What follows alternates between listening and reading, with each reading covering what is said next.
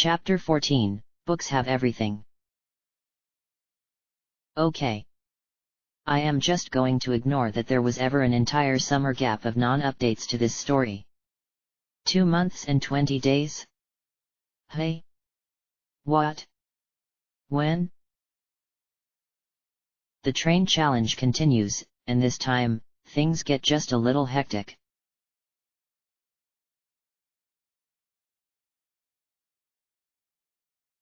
Episode 4, Part 4. Blooper and Toadette walked around with puzzlement around the library. Hundreds and hundreds of novels piled the shelves, but only a single one held the answer to their game. A story of selfishness, hate, and courage. When the creature mocks you, you only need to kill one with one stone. Obviously a book, Toadette said, and it has a theme that probably relates to this clue. It's about selfishness, hate, and courage. I would have never guessed, Blooper told her sarcastically, sitting down on a stool on the carpet floor. Oh, how smart you are! Come on, act smarter. He laughed.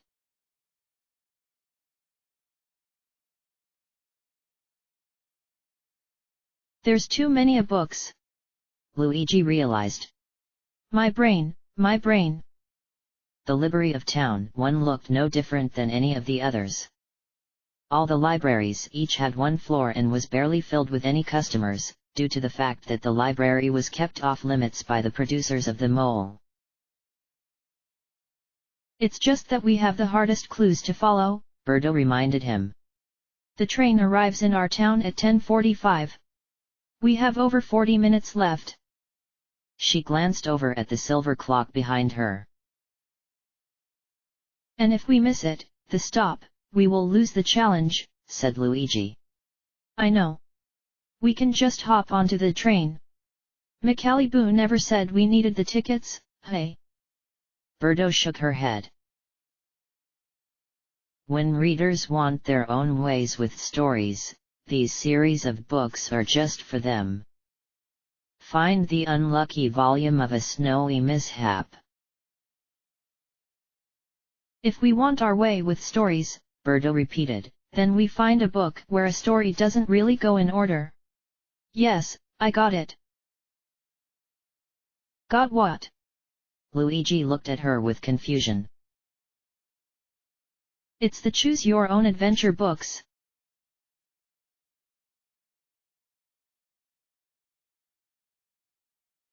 Let's ask the librarian to help us, Toadette said, going up a plump lady in a dress. She immediately looked at Toadette. "'Scuse-ems," the librarian said. "You part of the mole?" "I'm a player on the show," Toadette told her. "Can't help you at all, hun," she replied. "I got them strict orders from Macaliboo. This challenge is so hard," Blooper said in exhaustion. "I'm so tired." Exhausted, he leaned back on his stool so far until the wooden block around his neck touched the ground. "Blooper, I want to take my stockade off. But then again, I would just add suspicion to myself and I don't want that. I don't feel like helping at all." "1 kill with 1 stone," Toadette repeated to herself.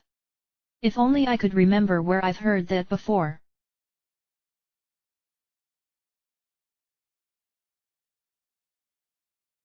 "It's a 10:15, Luigi said. "Oh no." Luigi, one of the weakest players of the game so far, had been showing off a length of his worry in this specific challenge. "Hopefully Peach and Lakitu have boarded the train," Birdo hoped. "What if they missed it?" Luigi asked her. "Look at it like this. We can be all laid back and free and not have to do anything. We don't have to keep searching and straining our brains into pasta. So let us relax, no?" "I like puzzles," Birdo said. Now help me find the section of Choose Your Own Adventure books. Luigi rolled his eyes and followed her as Birdo asked the lady. "'Scuse ems," the librarian said. "You part of the mole?"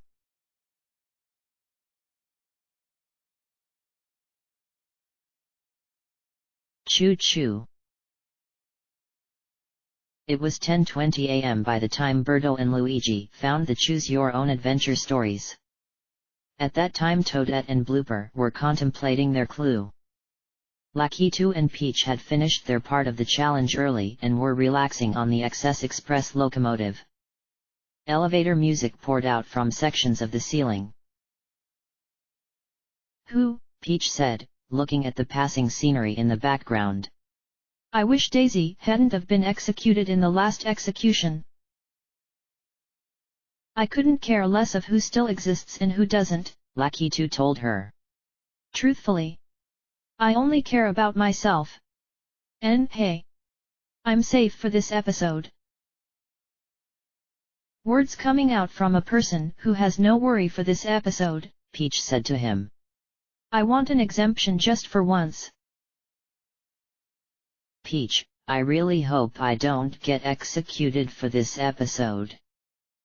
I think I know who the mole is, but I just need to be more confident on choosing him or her. This game has just been starting for me and everyone else." Lakitu, "Well, I guess 10,000 coins was worth an exemption. Do you know how much money is in the team pot right now? It's mad high. I'm really looking forward to winning this train challenge, yet I'm not sure whether that's a good thing or bad thing."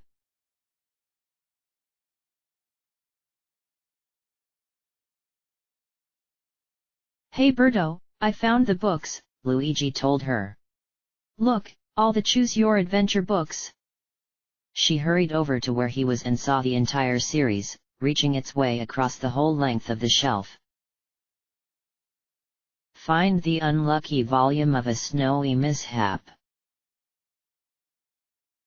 "Search for one of the books about snow," Birdo told him.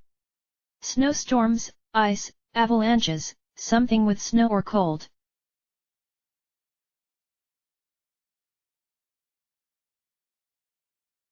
"To kill two birds," Toadette remembered, looking at the clue, "you only need one stone." "Really?"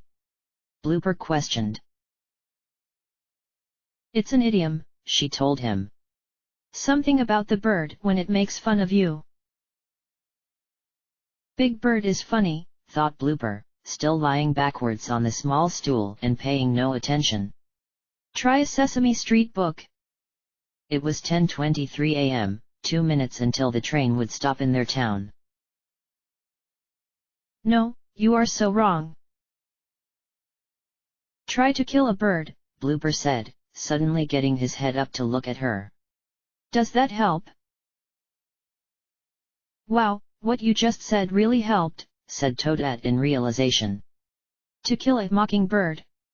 That's the correct title. You probably knew the answer the entire time." She got up from her seat as Blooper followed her across the rows of shelves. "Too keen for you," Toadette read, looking at the various books in her final spot. "To Kiera my love. I got the book. To Kill a Mockingbird by Harper Lee." Blooper ran over to her and saw a slip of paper fall out as she opened the book, the word ticket gleaming straight out as if it trying to talk to them and congratulate them. Blooper's dull eyes suddenly became large with excitement. "Let's go," he said. "We got it." With the ticket in his hand, he skipped towards the exit of the shop. "What are you doing?" Toadette said in confusion. "We're done," Blooper told her. "We did it." She still didn't follow him. "We only have one ticket," Toadette pointed out. "I still need one. And we're running so out of time it isn't even funny." "We only need one ticket," Blooper reminded her. Let's go now, before we miss the train. He took another step closer to the exit, but then frowned when Toadette still remained unmoved. The host said that we had to find a ticket, said Blooper, not two. Then what does this mean? Toadette held another piece of paper in her hand that she had found taped to the back of the book, and Blooper walked slowly back to her. Oh, I guess I'm wrong, he said sheepishly. I thought we were finished already. Toadette sighed and looked at the clue. Poetry at best by a pessimist. A symbol of death soars ahead. That's easy, Blooper told her. I know it's Edgar Allan Poe. Toadette nodded and looked outside the window, only to drop her mouth open in disbelief. In the distance, behind the small houses of town 2, a train had made it to the station. Choo-choo! Bellowed the vehicle as the driver stepped off from the vehicle. Blooper immediately went over to the poetry section of the library and searched for the pessimist's name. He was also surprised. Damn, the train is here already. Blooper realized. This really means that we have 5 minutes now. Far away in the carriage of the train, Toadette could see the faint figures of Lakitu and Peach. They had made it on. I got the second ticket. Blooper shouted with victory, opening a book by Edgar Allan Poe called The Raven. Knowing that 2 tickets was their finish, he and Toadette headed out of the library and towards the station. Closer and closer they ran, until Peach was the first to notice the running duo approaching them. Oh, I see them! She exclaimed. Lakitu turned around. Stop joking, he told her. He shifted his eyes out the window and eyed the 2 players approaching towards them, as he stood up in surprise and pressed his face against the glass window. The problem was, both partners were victims of torture tools from the previous day. Toadette looked fatigued when she entered the car, her face red and her hands holding the metal ball. Blooper entered seconds later, looking dead as he collapsed onto the cushioned seats with the stockade around his neck. Oh, yeah, said Toadette in a relieved tone. Air-conditioned heaven. Blooper seemed asleep from exhaustion, and Peach shook him playfully. You guys made it, Peach told them. How was your part of the game? I heard it was difficult. Now more than half our worries are gone, Lakitu told them. 2 more people are needed. It wasn't too hard, Blooper told them. Was it for you? Peach and Lakitu shook their heads. Toadette, when Blooper was trying to bring me to the station with only 1 ticket, I was confused. But my main concern is whether Luigi and Birdo would make it to the train or lose the money for us. Blooper, Peach seems really tense yesterday and today. I'm still really looking at the 2 humans left, Peach and Luigi. It's them who are suspicious.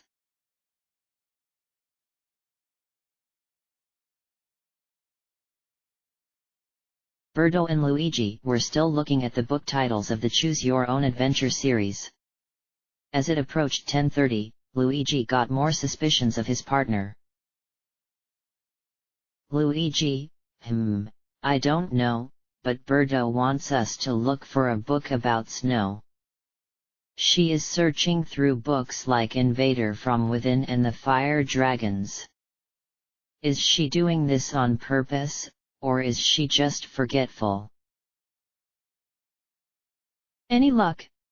Luigi asked her. Birdo shook her head and glanced again at the clock on the wall. I can't find any ticket anywhere, oh dear. We're looking for snow, reminded Luigi. Birdo's eyes suddenly lit up as she went out to grab a book, number 13. Its title was The Abominable Snowman, and as she flipped it open the ticket immediately fell out to the floor. I should have known, she said. 13. An unlucky volume. Luigi grabbed the ticket excitedly and spotted another piece of paper right besides it. Haha, he said. Clue 2. Clue 2. He handed it to Birdo. Toorent house enleegsunderthasee. No! shouted Luigi. I give up. He removed his cap to reveal his neatly shaved haircut from yesterday's challenge. This morning, he had asked the producers and Mick if he was allowed to go out and buy a wig from a local store, but they refused to let him leave. Please, begged Birdo. We're in a library. She brought Luigi to a table and sat down. Think of something, Birdo told him. We have 15 minutes and that's lot of time. See any words? Luigi shook his head and looked away. Birdo, sometimes I think that Luigi could be the mole. But I think that's impossible, because he doesn't seem a person who could handle all the stress and undercover stuff for the role. I see the word under, Luigi pointed out.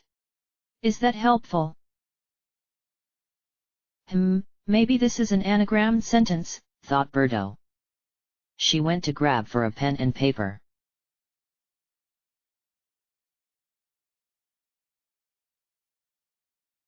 The mole, Lakitu told the other three aboard the train, is probably trying to act calm and fit in with the others. The mole is also attempting hidden ways of sabotage. And that person who fits both descriptions is none other than Toadette.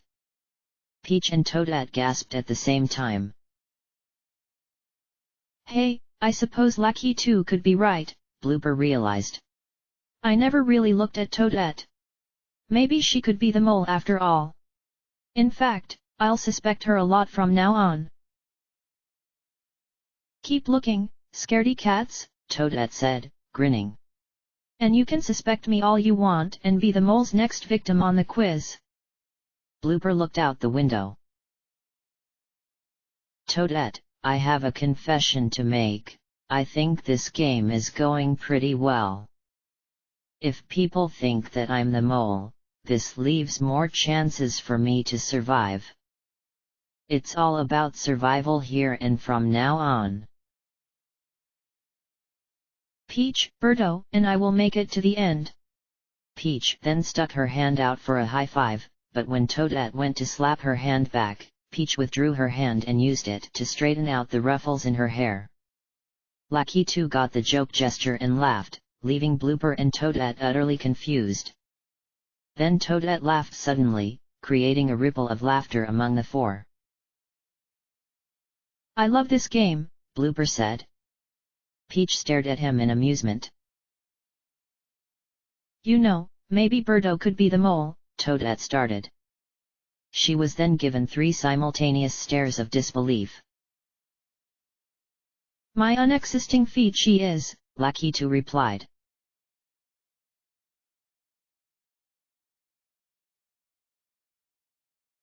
Toorent house enleegsunderthasee. Back in Town 1, Birdo and Luigi attempted to solve the hardest book title riddle of the entire challenge.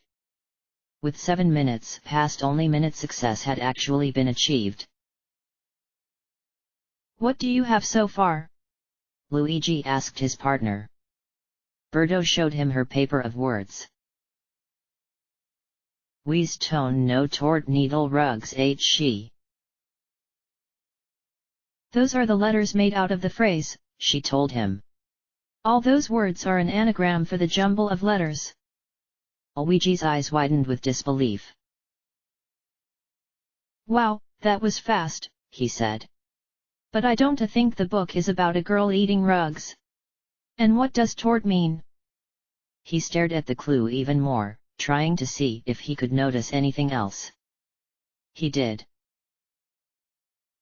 Hey, he said, pointing to the last letter jumbles. Look what it says towards the end. Under the sea. It sounds like under the seat. So we have to look under the seat? Birdo wondered. She shrugged and looked under her seat, then looked under Luigi's seat. Nothing was there. There are hundreds and hundreds of chairs in this library, Birdo reminded him. No, I don't think we have to look under a seat. That would be impossible. Birdo contemplated the clue even more, and Luigi did too. Okay, he said, how about Torrent Thousand League?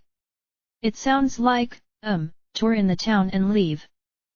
For some reason, Birdo laughed and shook her head.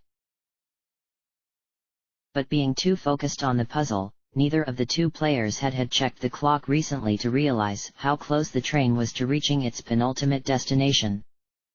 The game was coming closer to the end, whether they would win or not. Oh no, Birdo suddenly said, looking at the silver clock behind her. It's 10:38 already. Luigi stood up and looked out the window nervously. Birdo went back to the clue right away, but was interrupted by a dreadful sound that echoed the outside air. Choo-choo. What? She stammered. Hey? Already? What? She was caught completely off guard. Luigi let out a groan when the train pulled its way into view, stopping in front of the small station of Town 1. The clock must have been slow, Luigi realized. Oh my god! He was panicking heavily, as Birdo took her eyes off from the window and faced back to the piece of paper. This is impossible, Luigi said with sigh. Let's give up. Are you crazy? Birdo told him. We don't just give up in the middle of the challenge. We have 5 minutes to do this. Let me go, Luigi said suddenly. Let me go to the train. No, she said, I need you here. I can't help you at all. What use can I do here? He told her.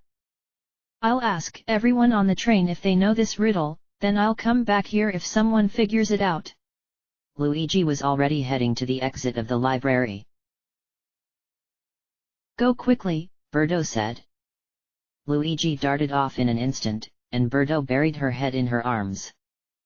The game depended on her.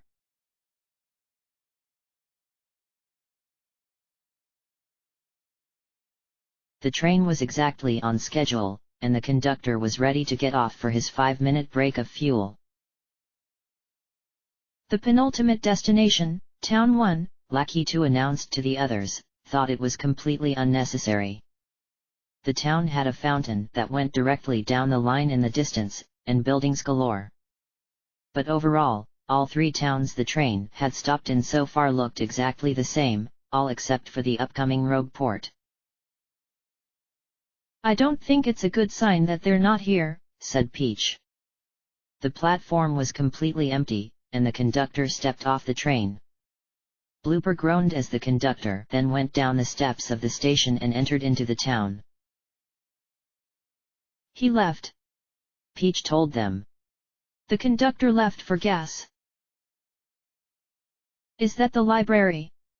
Toadette wondered, looking out behind the fountain to see a dome-shaped structure.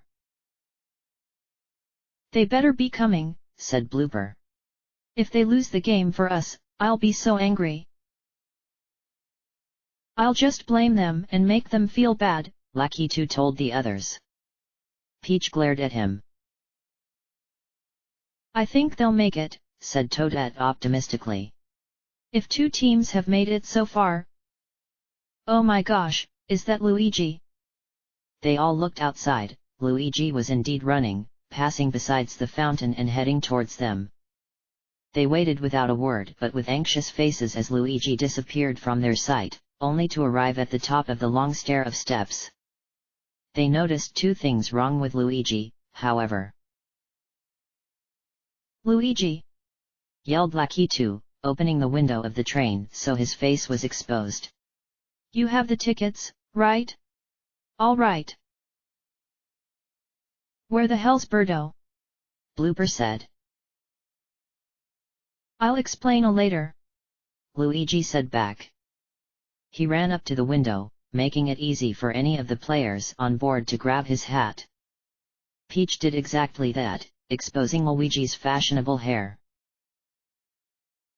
If you don't board, you'll suffer the humiliation, she teased. Wait, where's Birdo? Toadette asked him. She's still in the library. What? She needs help with a riddle, Luigi said, his feet dancing nervously around. Oh crap. Oh crap. I'm such an idiot. A problem had been encountered. Luigi had completely forgotten to remember the riddle. A minute of conversing had taken place right then, mostly filled with anger and confusion. Idiot! Blooper shouted. Birdo's going to die by herself. Why did you forget the riddle? Shut up, said Toadette, then went to face Luigi. Only one face at a time could fit through the window, so they took turns talking to him. See that man? Toadette said, pointing to the conductor who had already walked far enough to reach the fountain in the distance. If he comes back with the gas fuel, and Birdo doesn't come with the 2 tickets, we're going to lose the challenge. Let's just hope that Birdo is smart enough to know where that last ticket is. I have to be honest, really, Peach said, but I don't think she'll quite make it. She has 3 minutes. Blooper sighed, sitting down heavily with the torture device still strapped around him. Lakitu sat down on the cushioned seat, not caring anymore on whether they would win the 20,000 coins or not. Lakitu, I think our team isn't playing so well, obviously. So far, we have 95,000 coins in our team pot, and I'd be happy to hell if I were to get that much. Are you kidding me? Blooper, how could you be such an ass and come to the train station, all to deliver a riddle, and forget to remember it? I mean, I think Luigi is acting really stupid this morning. Luigi, I want the team to relax. Come on, I'm probably the weakest player in this game right now.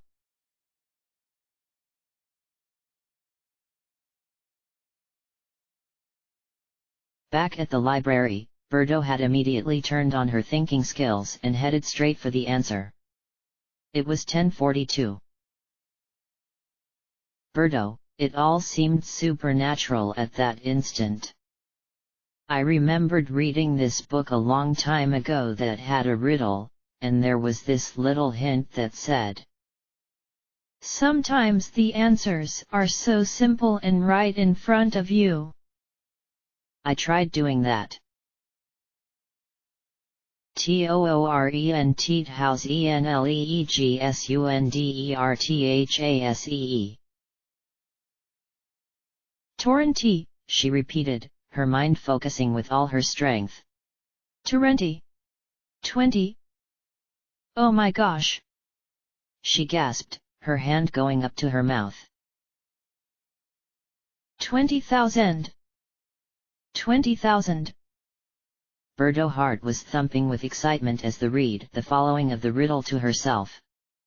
She had never felt so victorious in her life ever before until this very moment. The best of writer Jules Verne, she whispered, standing up from her chair to find the famous novel. The clock struck 10:43.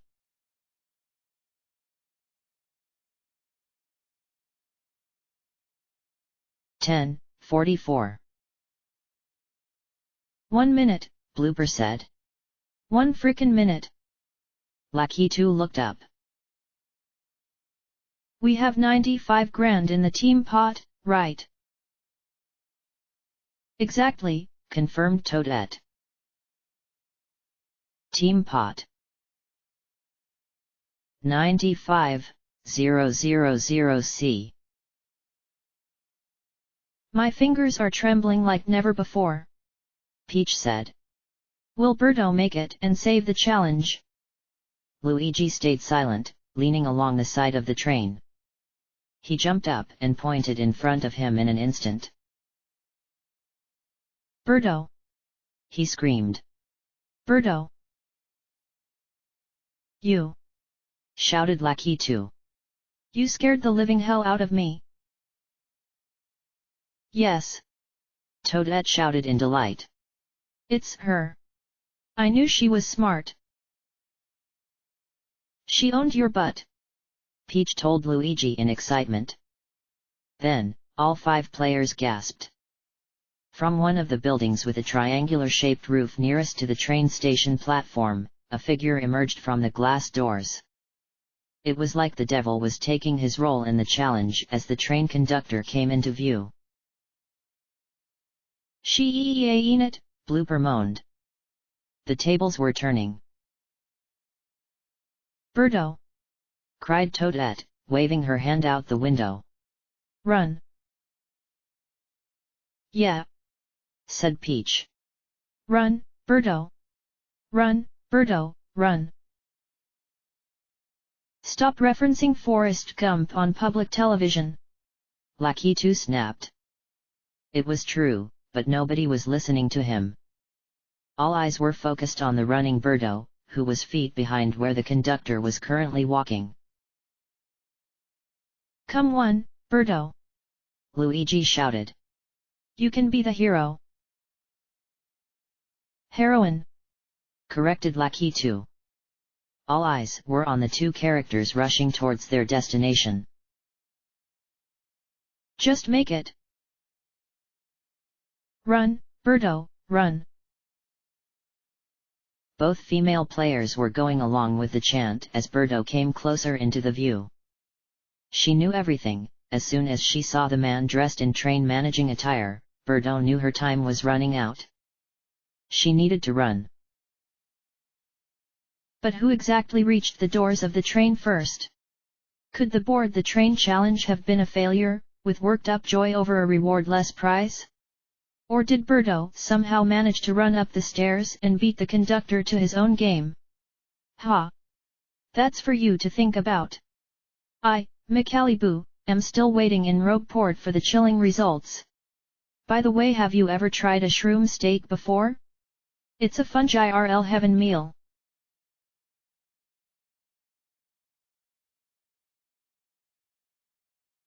Including the execution in this chapter would have been too much. I hoped you enjoyed. So what is the outcome of the train challenge? And who really is the mole? Watch for the hidden clues throughout. Check my profile for more stuff. Polls are in beta. Once they're done, they would be perfect, ha ha ha. End of chapter.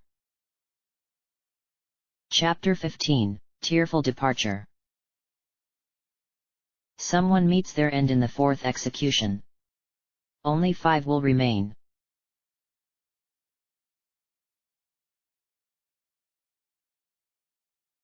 Episode 4, Part 5. Anyone even near the train tracks would have heard the increasing rumbles of the train wheels as it approached to stop. Macaliboo lowered his shroom steak sandwich down onto his table and stood up, his eyes gleaming with anticipation.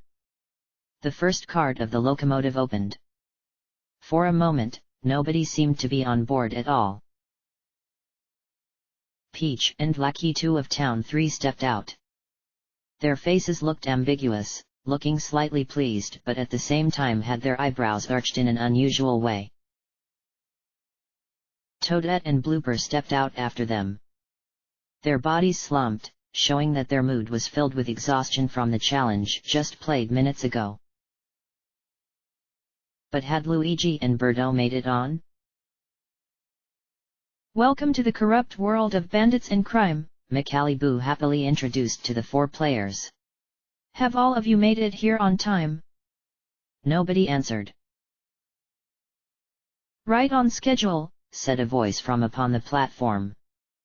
The 2 last players made their way to meet the others, feeling relaxed and refreshed. All right guys, we really did it. Lakitu told the group. Everyone was, without a doubt, happy. All thanks to Birdo's spiffy intelligence, Peach said, giving Birdo a grateful look. Birdo gave back a look of modesty. She helped, Blooper agreed, but the real hero here was me. Who found the books before anyone could contemplate the clues. Fine, admitted Toadette. I guess you were helpful. But you weren't the hero at all. Birdo was. McAliboo cleared his throat and caught the attention of the players. This challenge was quite a speedy one, he said. And at no time during the game did you break any rules. Since all of you had made it here by 11 o'clock AM, the team pot now has an additional 20,000 coins. Hey, well done guys. Team pot 115,000C. What a morning, Luigi said. The others couldn't agree anymore.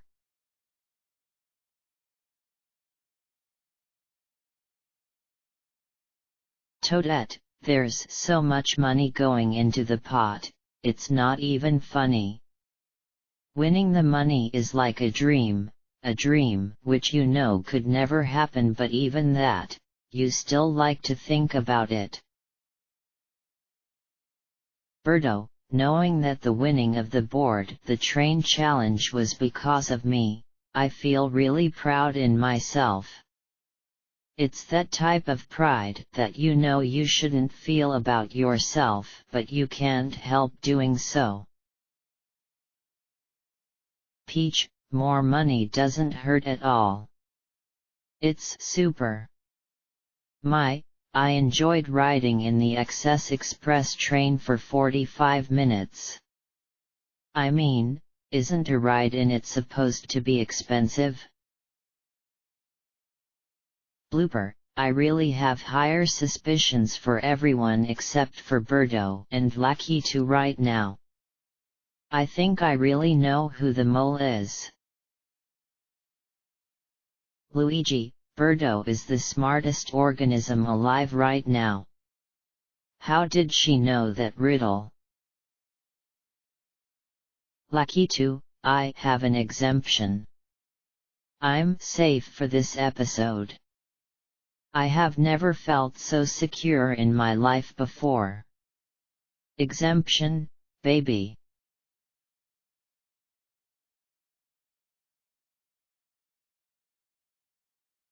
It indeed was a tiring morning. The number 1 worst possible thing that could happen was to wake up 8 o'clock in the morning, wash your face, worry about the upcoming execution, pick up the ringing phone, and be told that a challenge awaited for you outside at the train station. Well, the maximum challenges for each episode was 3, and that would never change. There has already been 3 challenges in this episode. But 1 challenge still remained to be done.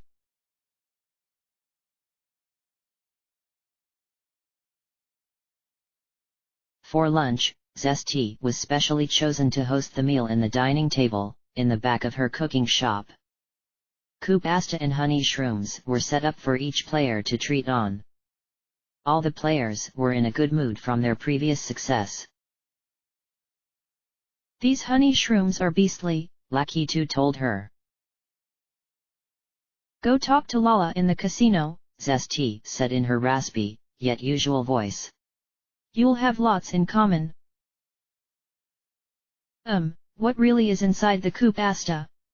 Toadette asked her. It's not really turtle, right? Don't be naive, said Zesty. When you get fresh pasta and whisk around with fermented turtley leaves, this is what you get. It's quite tasty. Well, I always thought it had turtle somewhere in it, added Toadette.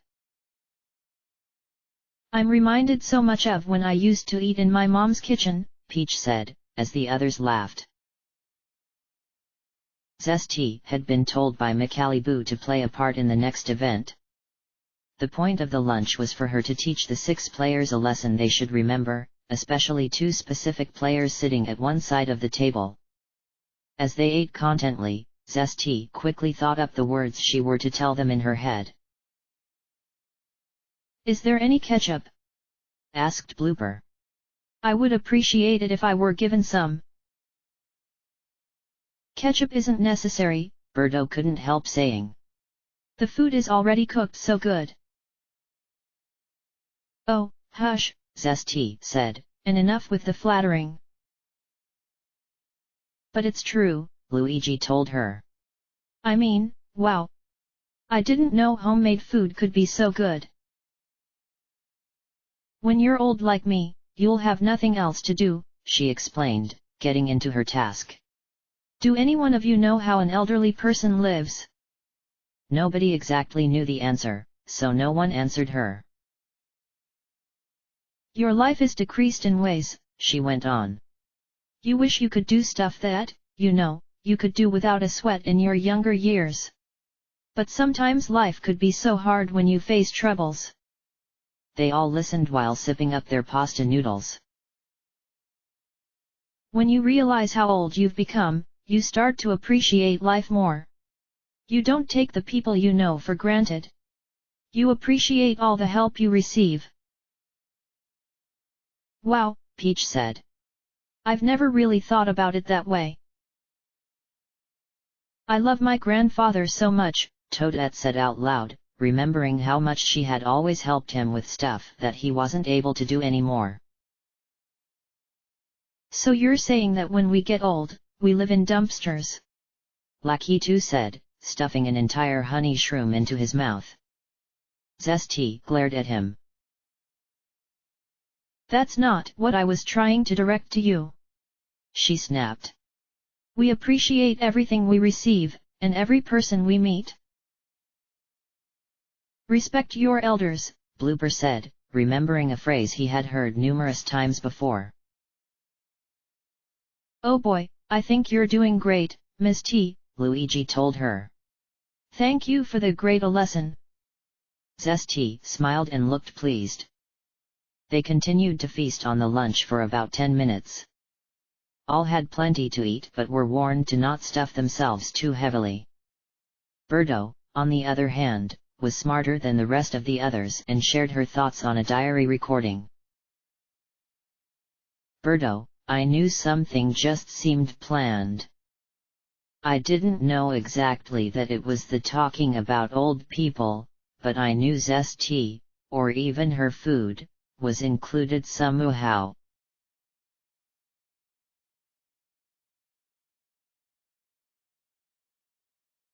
Blooper, Peach, Birdo, and Luigi were brought afterwards into a room in the upstairs inn. Waiting next to a television was none other than their host McAllibu. It's 3 o'clock, he said to them. Happy to see you again, no? They nodded. What we're about to do right now is not a challenge, he told them. It's called a test. This certain test is called the ethics testimony. The television turned on right away, and there, sitting on a table and filling out a survey, was Toadette. Do any of you know why Lakitu and Toadette were chosen to participate in it? Because they both have exemptions, Blooper said, almost immediately. That's right. And now they could lose them. The 4 players exchanged glances, not knowing exactly how they should feel after hearing his statement. Birdo didn't want anyone to lose their earned exemptions. Blooper hoped at least one of them would become victim. They laughed lightly and then turned their attention back to the TV.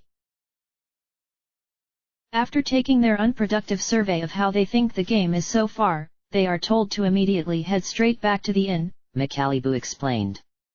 But then they'll encounter something along the way. I truly hope they had remembered Zest's words of wisdom. It'll be crucial for them. I knew it, Birdo said. The others realized too how random Zest's brief lesson was. Across from the sidewalk Toadette and Lucky 2 must walk on. An elderly man would be across the empty street, having difficulty with something, he continued. They will be sent out one after the decided to morally challenge themselves and help him would be rewarded in keeping their exemption. The players could only imagine the next part. But, he said, if they decide that returning back to the game immediately is better than helping an aged, struggling Koopa Troopa, their exemption would be taken away and they would be no longer safe for tonight's execution. There is a twist, however. Oh no, Luigi groaned. Are we involved? I'm going to ask you a question before each of them heads off, he told them, and if you answer correctly, the old Koopa Troopa would be attempting to push a cart full of heavy boxes. If you answer wrong however, the situation would look less troublesome, and the old Koopa Troopa would be struggling to read a map. A person with a heart, however, would be speculated to help an elderly man either way. Or would they? Would they help an aged man at all? Here is the first question, for Toadette. When Zesty put down the plate of honey shrooms, how many were there in the beginning? No idea, said Luigi. Weren't there like 20? Peach said, trying her best to remember. Or maybe it was 15. Gosh, I don't want Toadette to lose her exemption at all. Maybe it wouldn't have been so hard if Lucky 2 wasn't gobbling them up like a pig, Blooper remembered. I mean, it was as if he were making it intentionally difficult to remember this question. The others laughed. Birdo, what do you think? Luigi asked her. Her eyes looked up at her upper left, trying her best to put herself at the beginning of the lunch. She had a gut feeling. I would say 20, said Birdo, but I'm not 100% sure. I think Lucky 2 would have been the only person to know this question, Luigi said. It's so ironic that he is not here. I agree on 20, Peach said, looking at the others. Well, right. Everyone nodded. 20, she said, directing it to Micaliboo. Peach crossed her fingers. That is correct, he said in a joyful tone. Great remembering. Now look at the television. Look. Toadette is exiting the little building and is headed out towards the sidewalk.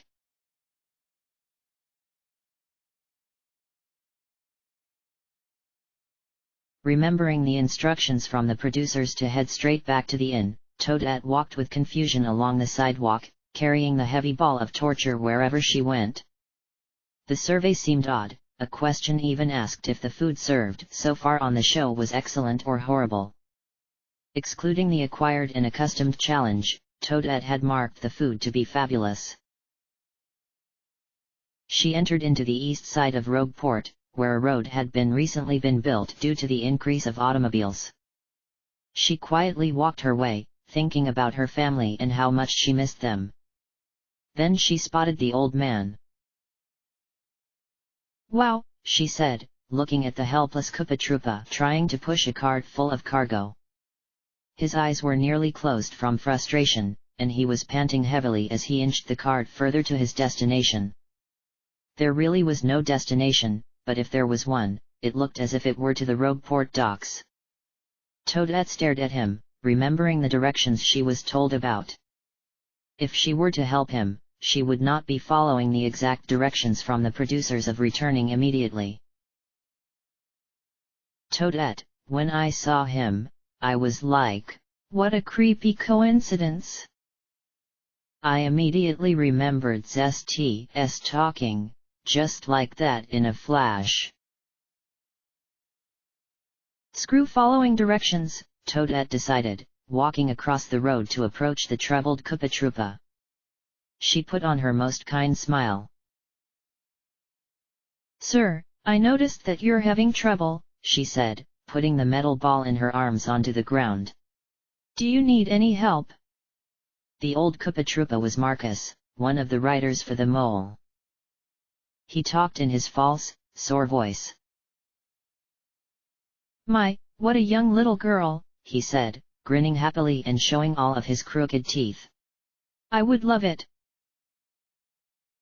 I would be so glad to push this cart for you," Toadette said kindly. And she did. After saying this sentence, she never said another word. Toadette grabbed the cart and pushed it at a steady rate, and at the same time, she lifted her chain and ball device on top of the cart to make things easier. Marcus walked slowly behind her. It was also an excruciating test of patience, and whenever Toadette stopped at her slow speed to turn around, Marcus would be at least 10 feet away. She didn't care, she remembered what Zesty had told the players. If Toadette had been smart enough, she would have realized that this was really no coincidence at all.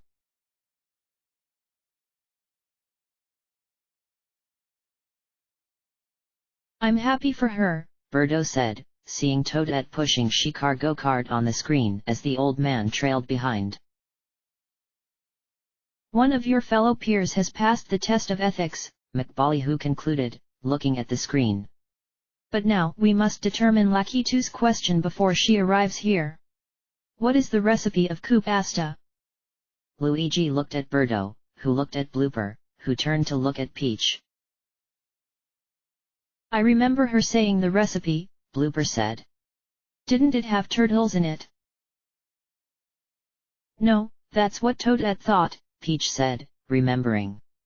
"I don't really remember, but it was fresh pasta and something else." Toadette would have known the answer to this question, Birdo realized. Zesty answered her question. "It's made out of fresh pasta," said Luigi. And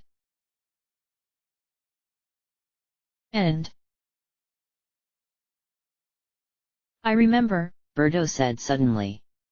"Fermented squid guts." "You, no. Fermented turtley leaves," finished Blooper, then looked at Micallyboo. "The recipe for Coup Pasta is the mixture of fresh pasta and fermented turtley leaves." "Correct," he exclaimed. Toadette has spent over 5 minutes pushing the cart for Marcus, and after that, her face turned into a look of worry as she rushed off back to the inn. The television followed her steps as she opened the door, went upstairs, and met with the others. She was utterly surprised. "What?"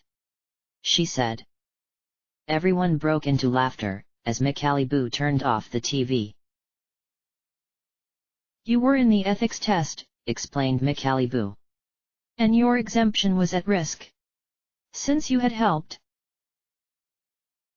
"Oh my God," Toadette said, realizing how close she was to losing her exemption. "Marcus was the test, if I'm thinking correctly." "You deserve to keep your exemption," Luigi said. "Good job. Now we're up to person number 2, Micallyboo said, turning the television on. Lakitu was seen exiting the door of the survey building.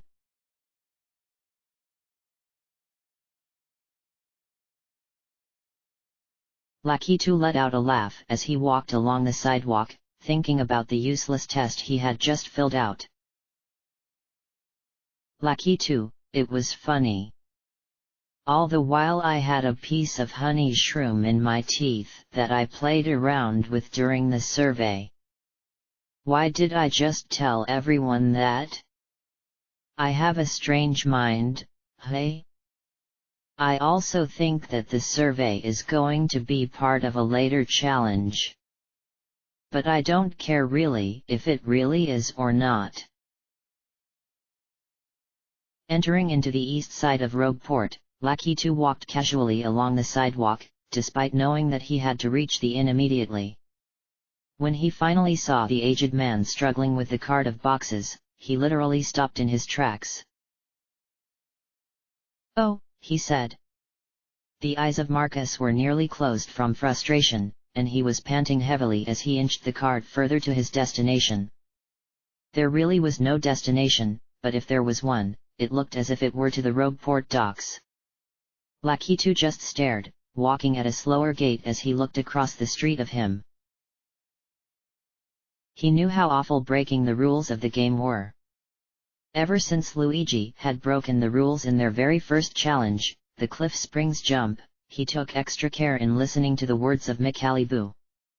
And when the producers told him to go immediately to the inn, he took those words and imprinted it into his to-do list.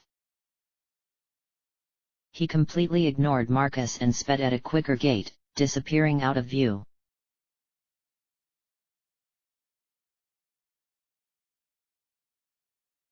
"Holy shoot!"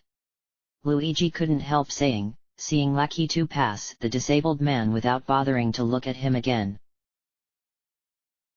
"Dumbass," Blooper muttered. Although nobody else but Blooper said it, everyone else felt the same about Lakitu. Peach seemed offended by what she had seen. "Why would he do that?" Luigi added. "Toadette, I congratulate you tenfold for helping that poor old Koopa Troopa." "It seems like Lakitu had failed," Michaliboo said, and everyone thought that they could see a grin growing on his face. "Looks like he'll face a surprise when he arrives." Blooper and Peach chuckled. It wasn't long until Lakitu walked up the steps and entered the small room of the inn. He, too, was utterly surprised at seeing himself on the TV. Everyone had mixed expressions on their faces. "Hey," said Michaliboo. Hi," Lakitu replied. "What was going on here?" "Bad news," Toadette said. "Sorry, but it's true." Blooper grinned. "What?" "You lost your exemption," Birdo said out loud, spilling the beans. The players laughed, every one of them except for Lakitu obviously, whose mouth dropped in further surprise. "What? But... when?" "You failed the ethics test," explained Michaliboo. "For thinking that the rules of the game were more important than helping an old man in real life, you have been punished and your exemption is now gone." "That old man? You've got to be kidding me." Lakitu sat down and slumped in his chair. "You deserved it," said Blooper. Lakitu glowered at him. "I can't believe you would do that," Peach said. She had tone of disbelief in her voice. Michaliboo cleared his throat, and forced Lakitu to hand over his green exemption card back to him. The test was over. "I don't need an exemption," said Lakitu confidently. "I know I'll make it past this execution." Nobody else had anything to say. The rest of the day was free, much to their relief, but all knew that an execution awaited them. There was too much to worry about to enjoy anything.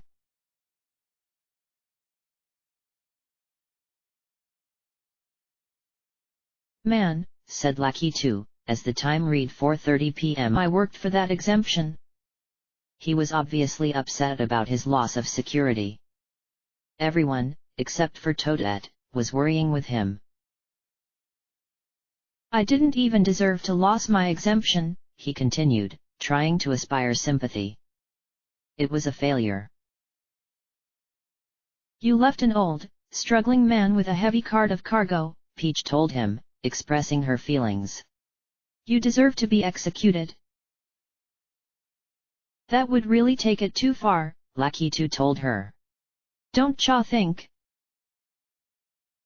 "Executed, as in what lays in the middle of Rogueport." "Whoa," Blooper said, his eyes widening with surprise. Lakitu's mouth was agape as he and Peach gave each other stares of wrath. Peach turned her head away. Guys, stop all this. We're all worried about the execution tonight.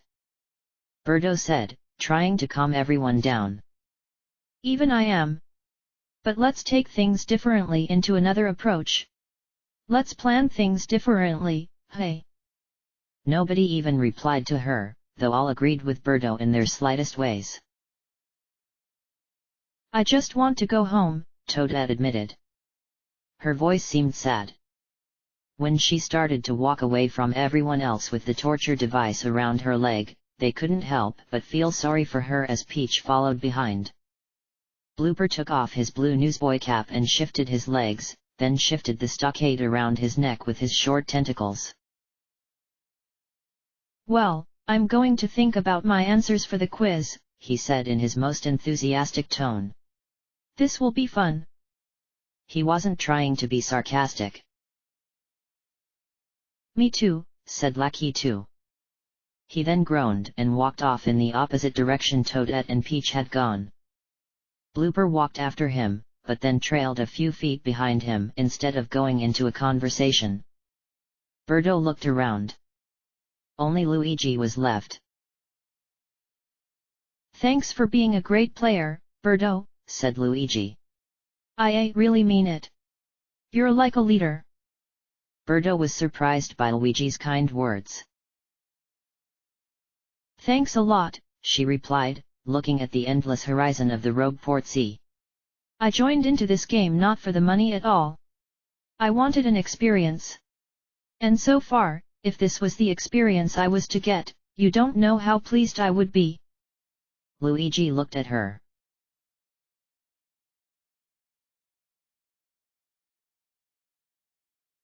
Rogueport wasn't exactly the biggest town. The players had nowhere to go for 3 hours, but they didn't care. Someone in their group would be taken away at night, permanently cutting the number of innocent players in half. But which person so far was the least knowledgeable? At exactly 6 o'clock, all 6 players arrived at Podley's Inn. Macaliboo was serving them all chicken Alfredo, a dinner which nobody could find any faults on eating before an execution. The room was small, but surprisingly satisfying. So, what did you all do? Peach asked, plopping into her chair as a plate of pasta was put before her. What you mean? Blooper asked. For the numerous hours in this empty place, she explained. Full of emptiness. Nothing, really, Birdo said out loud. I took a ferry trip, Luigi said to the others. Everyone stopped and stared at him. Ferry trip? Asked a surprised Toadette. What? You were allowed to do that? Never mind, Luigi said quickly, as if what he had just told the others was top secret information. Did you know that Rogueport has underground ruins? Lucky 2 told them, stuffing a spoonful of pasta into his mouth. I was trying to look into those sewer whatchamacallits, and this guy came up to me and said that if I were to find one of the hidden passages, I would be able to walk among the remains of the past town. That's spoofy. There's an entire story behind all that, Blooper pointed out. And it's a much controversial one, Birdo added. But why are we talking about Rogueport right now? Let's wish each other good luck on the execution tonight. They all nodded, but one of them nodded only to fit in with the others at that moment. Just then, Macaliboo appeared from the back pantry holding a tray of 6 goblets, each one filled to the rim with Podley's special wine. Get your glass, he told them. But be warned, the first to grab one would be immediately sent upstairs to take the quiz. Come on, the wine is delicious. Blooper shrugged and grabbed a goblet, handed it over to Lucky 2, and stepped his way up the stairs into the inn. The quizzes had begun.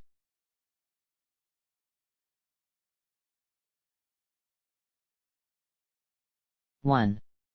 Which month was the mole born in? January, February, June, November.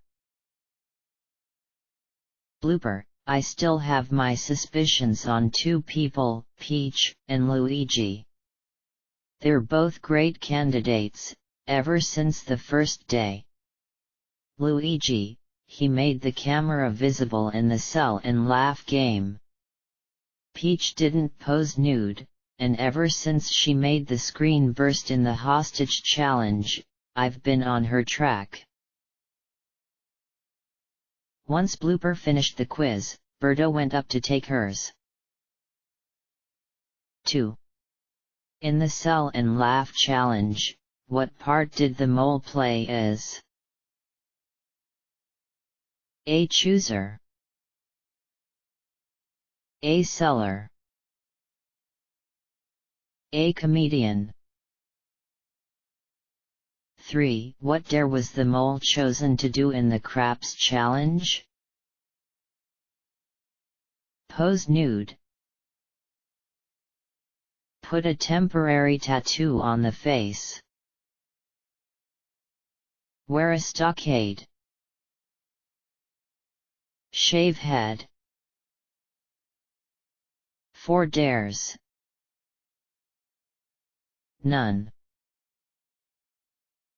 Birdo: I am not exactly sure who the mole is so far. I don't think it's Lucky 2, in my opinion. Blooper is a choice, because he had always been suspicious. But so has Luigi, who is a great candidate, probably even better than Blooper. I'm also going to keep my eye out for Toadette in the future. Right after Birdo, Lucky 2 went next. 4. What number did the mole roll in the Craps challenge? 1, 3, 4, 6. No number. Lucky 2, I'm not guessing when I say that Toadette could be the mole. I remember how she had picked useless items in the Sell and Laugh game. I also think that Luigi too was suspicious, but during the train game. 5. In the Craps challenge speculation, which phrase did the mole involve with? The speculator. A correct prediction. An incorrect prediction. Luigi had went next upstairs. 6. Which town was the mole in during the Board the Train challenge? Town 3. Town 2. Town 1. Luigi, could Lucky 2 be it? He seemed very upset when he lost his exemption, but maybe it could have been an act. Lucky 2 is my main pick, and so is Blooper. I do not want to be eliminated in this episode, so I will pray for luck. After Luigi finished, Peach then took her quiz. 7. Did the mole and his or her teammate find both train tickets before the train arrived in their town? Yes. No. 8. Is the mole a human or a creature? Human. Creature. Peach: I still have this tiny feeling in me that says Birdo could be the mole. She's very calm, and is apparently extremely good at these challenges. The last quiz taker, Toadette, went to take the quiz. 9. Has the mole ever earned an exemption in the game so far? Yes. No. Toadette, even though I have an exemption, I still need to think. Lakitu had refused to put a temporary tattoo on his face and sabotaged. Blooper insisted that one train ticket was enough to board the train. Luigi clearly broke the rules in the laugh game. And even Birdo and Peach are on the list. With everyone on the list, making a choice could either be a lucky success, or a big, regretful mistake. And the last question of all. 10. Who is the mole? Toadette. Birdo. Blooper. Lakitu. Luigi. Peach.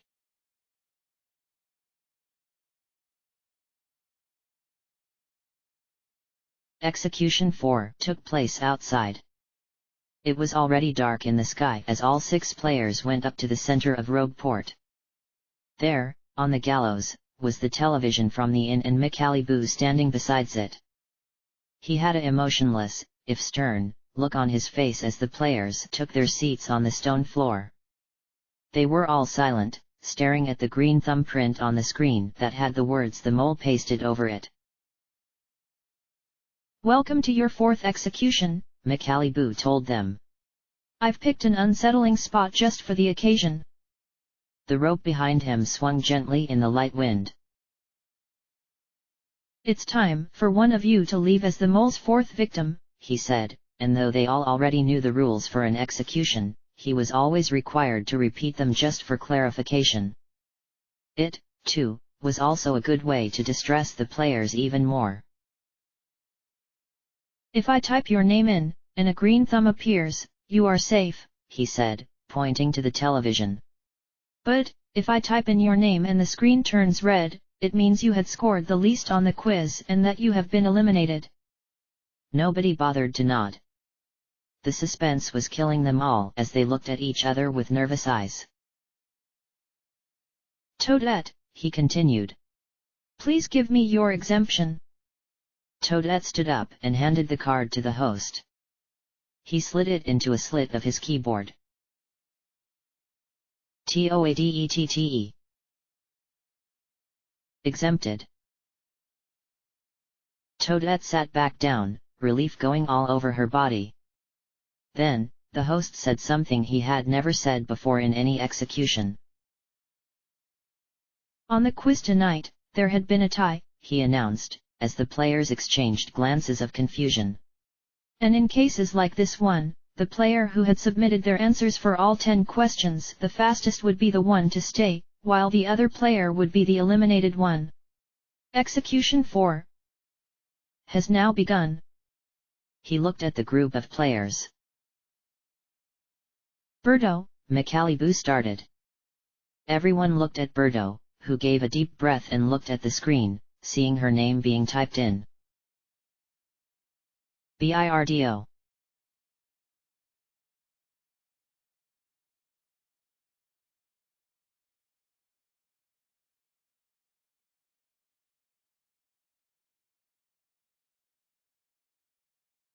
Red. Everyone, including Birdo herself, gasped. The screen didn't lie, it displayed a thumbprint with a red background. No way, Peach said in disbelief. The first name entered. A stunned Lakitu said out loud. But, that defies logic. How? Their faces were baffled. We must leave, Birdo, Michaliboo told her. Immediately. Birdo looked at the 5 players, who looked back with incredulity. The smartest, and the most innocent one of the players, was executed. A few looked back at her as if their hearts had been broken. Without warning, Toadette, the weak one, burst into tears. It then started a rift of sorrow. "Please, don't cry." Birdo herself had started to feel emotional herself.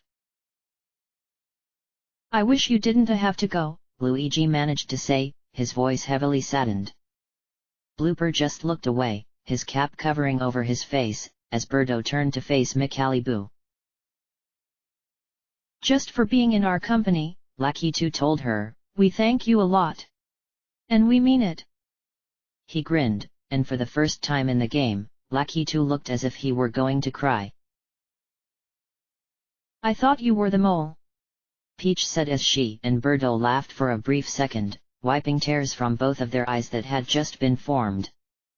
It was the saddest execution to date, and as a taxi was heard honking from behind them, they all turned around to face the docks. Birdo managed to wave goodbye as she was pulled away by Micaliboo towards the Rogueport docks, with the rest of the 5 players waving back endlessly until she was out of sight. It was a windy night, and everyone was feeling as if what had just happened was not correct. Peach moved next to Toadette and hugged her, Blooper still kept away from the others, and Luigi and Lakitu kept staring at the ferry in the distance. Micaliboo brought Birdo to the taxi, which in fact, was a miniature boat. Like the previous 3 taxis on the show, it too had a caduceus sign on it. Birdo let out a laugh, and so did the host. "Tell me how your experience had been so far," he said. "I can't explain it in words," she admitted, wiping the tears of happiness and sorrow from both of her eyes. "I've never before felt so welcome and appreciated before in my life. Being on this show and working with the others had given me an experience greater than any other one before. It had all its mixes, cooperation, difficulties, amusement, and even moments of mere joy."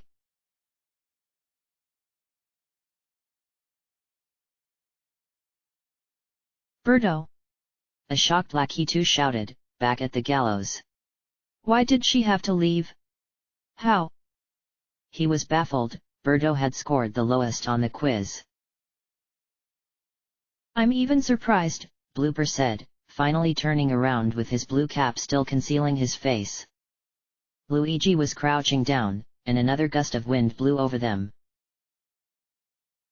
I feel so lonesome," Luigi told them as he stood up. "I miss Birdo. She did everything. Like winning the train challenge," Peach told him. "And giving up her check to save the players in jail. She didn't have to do that at all. We ordered her not to, and she gave up her check of money. She was an awesome leader," Luigi said. "Oh, I remember in the clue challenge, she sat down right away. Remember?" "And I didn't," Lakitu said with a grin. They all turned to him and smiled. "She made people laugh on her own," Toadette managed to say through her sobs, as she and a few others gave a small chuckle. "She was really going out of character in the laugh challenge." Peach nodded, drying the rest of her tears on a spare handkerchief she had found. "I was so happy for her. If I had been given the opportunity to give my exemption away, I would have definitely given it to her. And now, she's no longer with us."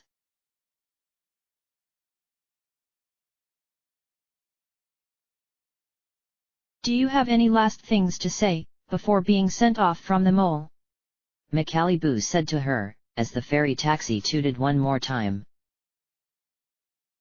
"I'll never forget being in the company of all 8 players," she said, taking the words true from her heart. "The alliances we all made, and how everything got solved out eventually. It wasn't about the money at all.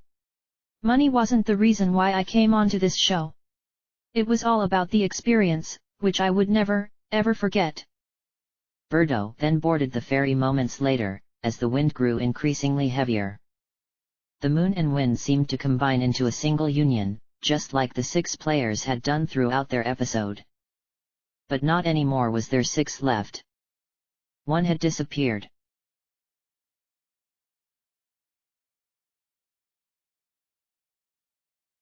Another loved player, gone. The group only has 5 left, and only one will succeed. Another is still keeping him or herself hidden. If you check my forums on my profile, you will see the official mole poll. Is it really official? It is not. Feel free to vote, but it closes at end of episode 5. So please submit your early opinion vote. Also, check out the clues on my profile. There is the Rogue Port Ferry flag with a number game, a map of Town 1 where Luigi and Birdo had been, and an execution page of the players. And newest of all, profile pictures for 2 executed players, Rocco and Mr. Slick. The rest of the players would come later. End of chapter. Chapter 16, Ringing of Peril. Episode 5. Mole has done it again. A 4th, trustworthy player, Birdo, had disappeared last night from the game, leaving the others in a tearful departure. There had been doubts in her mind on who the traitor was, and those players whom she had declared to be absolutely innocent on the quiz were not as innocent as she thought they were in reality. Only 4 innocent ones remain though. They discover that survival means bumping of the others, no matter how backstriking or cruel it could be. One could never be bumped off, however, and that person is the cruelest of them all, the mole.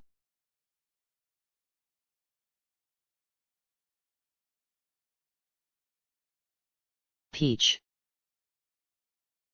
Surname, Toadstool. Birthday, February 3rd.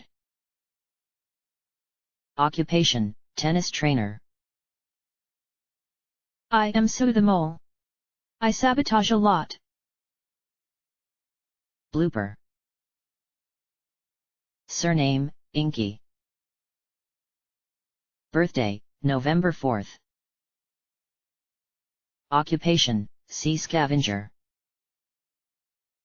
I'm not the traitor. Toadette. Surname, Retoad. Birthday, June 26th. Occupation, emergency nurse. Of course, I am the best mole. Lucky 2. Surname, Clouda. Birthday, February 25th. Occupation, air traffic controller. I can tell you if I'm the mole or not. But then that'd be cheating, so I won't until the end. Luigi. Surname, Mario. Birthday, January 18th.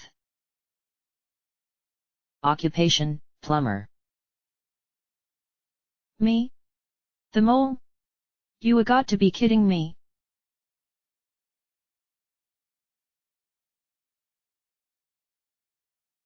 Luigi, I can't believe it. How is a Birdo gone?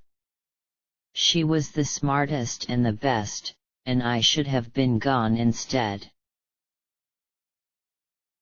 Peach, it's one less suspect, but a very sad loss that makes me wish there hadn't have been an execution last night. Blooper, well, I'm not all that sad that Birdo was eliminated. But I'm still blown out of my mind, because it was a shock to me and others too that she was the lowest scorer. It makes me wonder, and hopefully, I'll know who the mole is. But to tell the truth, I'm pretty sure I've known who the mole was for a long time now. Lucky 2, who cares? I want to make it to the end of this game, I'll fight from being eliminated. I'll never be eliminated. Toadette, is it true that I'm not weak anymore? I won't let anyone call me weak from now on.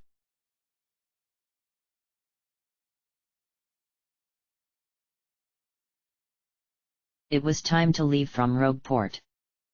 Zesty gave them all a hearty breakfast before the 5 players set off in the Rogueport ferry. It was 9 o'clock in the morning, and the trip only took a single hour to their next destination of the game.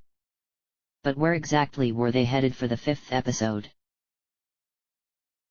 On the ferry, the torture devices of Blooper and Toadette were taken off. Phew, it was not worth it, Blooper said regrettingly as the stockade was opened up around his head. Freedom! Toadette said happily as the ball and chain device was unshackled from her foot. The arcade was open again, and the 5 players played free games consecutively. Peach commented on how she had felt like a child. Peach, just playing video games with others instead of tidying my looks seemed like such a memory. I felt like a little kid who did nothing but play on the computer all day. The place the players arrived at was extremely unfamiliar to them. It was a grassy terrain when they got off the ferry, and they went up to meet Micaliboo, who was strangely already at the destination. They couldn't believe what they saw. It resembled a military practice obstacle course. In fact, that was exactly what it was. Exactly 1.5 miles down, past the water, past the wall, past the barbed wires, and past the lavish amounts of green grass, was a brick tower that glared fiercely across the ground from the reflection of its bell. Littered across the obstacle course were white, mechanical objects that were box-shaped and had tubes that stuck out of them. Blooper, the sight looked shocking. It made me think about the mole and how he or she would be playing in this challenge. Geez, said Lucky 2, looking at what lay ahead of the 5 of them. I know this challenge looks painful, Micaliboo told them. It's really painful. How painful? Questioned Lucky 2. Micaliboo shifted his eyes across the land in front of them. This first task of your 5th episode is called the Bell of Endurance Challenge, he explained. And it's not that simple. 3 of you will hold a key each that must be used to unlock the tower at the end. To reach the tower, you must traverse across this militaristic, minimized, obstacle course. Obstacle 1 is a swamp moat. He pointed to a river not more than 500 feet away from them. You will get wet, he told them. And you will get muddy. You must jump 15 feet into the water below and make it across. None of the players liked that idea at all. After the water, you must travel under a platform of razor wire with a 2-foot clearance, the razor wire crawl. Make it through. The players stared at each other, looking troubled as they laughed out loud. Razor wire, Luigi said, a bead of sweat going down the side of his head. AI, what is this? Do not get barbed wire and razor wire mixed around, Micaliboo said seriously. Razor wire can cut your skin so deep that not only would blood ooze out, but so would subsurface tissue and fat. There were groans of disgust and replies of horror. Don't be the one in the back, I warn you. If someone in front of you has been cut so much that he's bleeding, you wouldn't want to be face down, crawling across their blood and smearing their blood all over the grass, would you want that? I'd want to do that, Toadette said, who was joking. Nobody would ever want to do such a strange, grotesque thing like that, really. Except for a sadist. If you are able to pass that, you will then climb the wall of electricity. It's like a wall ladder. It's metal, and you can climb the bars. Every 30 seconds, it will give a jolt of electricity that will knock you backwards onto the hard grass. The words so far that came out of McAlibu's mouth did not seem right at all. The players didn't know what kind of challenge this was that they were about face, but by the explanation of it, there was no doubt in their minds that this was going to be the most screwed up one so far on the show. But how tall is the wall? Asked Peach. If it shocks you when you're at the top, you'll fall about 15 feet, McAlibu said to her. It's a quite big fall. And quite a big shock. You know, the funny thing is that the wall in this challenge gives off a volt shock, while an electric chair only gives a 2000 volt one. They stared at him once again until he continued. If you make it to the end, there is a lock with 3 keyholes. Use the 3 keys to enter and run to the top of the spiraling stairs. There is a rope for the bell. Ring it, and you win 30,000 coins. Lucky 2, 30,000 coins is hell not worth this. I mean, we had a clue challenge a while ago that had a maximum of 40,000 coins to be won, and we had the chance to win that by staying still and not doing anything. Here, we have to run through a hell maze. And there is another twist, McAlibu stated. This will probably be the most unpleasant. You noticed the numerous white machines scattered in certain places, right? They are tranquilizer shooters that censor motion. We've ordered them specially from a company in New Zealand.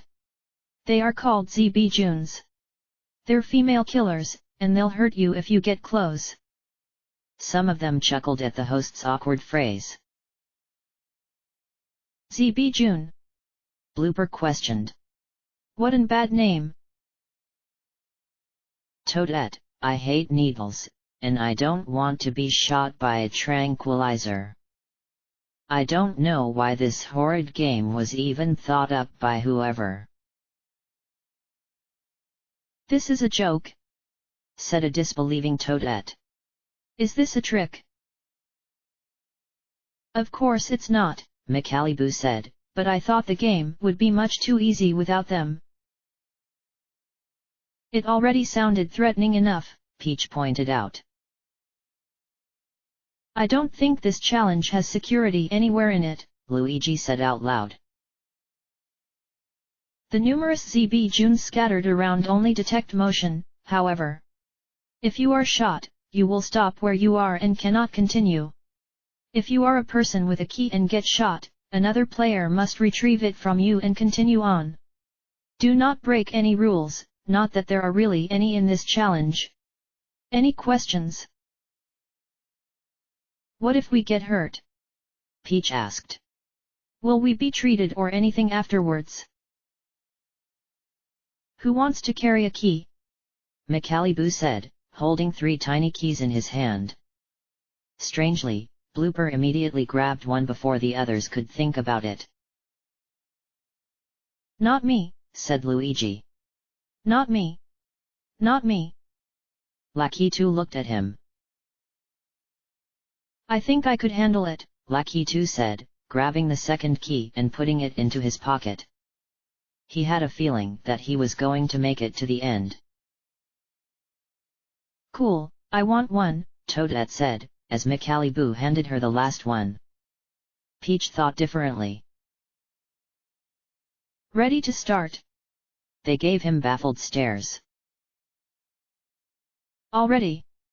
Luigi said, panicked. But... what? He was panicked out of his mind. Go. The game has started.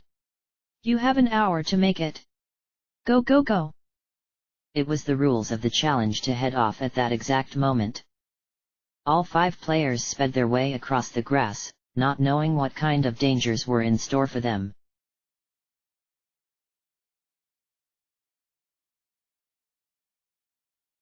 Give it to me, Toadette, Peach said, holding her hand out. Toadette seemed confused. But why? she asked. Just give it. Toadette took out her key and handed it to Peach. Was he really serious about the razor wire obstacle? Luigi said in a loud voice, as they ran across the grass. The moat was not far away. And the electric fence, Blooper remembered. What kind of challenge is this? It seems odd to me, and very fake. Fake. The moat was getting closer to them. Oh shit, Lakitu said, turning to his left. A few feet ahead of them was their first tranquilizer machine, AZB June sitting down on a small pedestal in the middle of the terrain. None of them felt safe at that moment. Oh, my god, Peach said. This is a joke. Oh shoot, Luigi said. It's a joke, get it? Shoot. Nobody felt like laughing at this moment. It fires when there's motion, Toadette remembered. I think there's a way past this.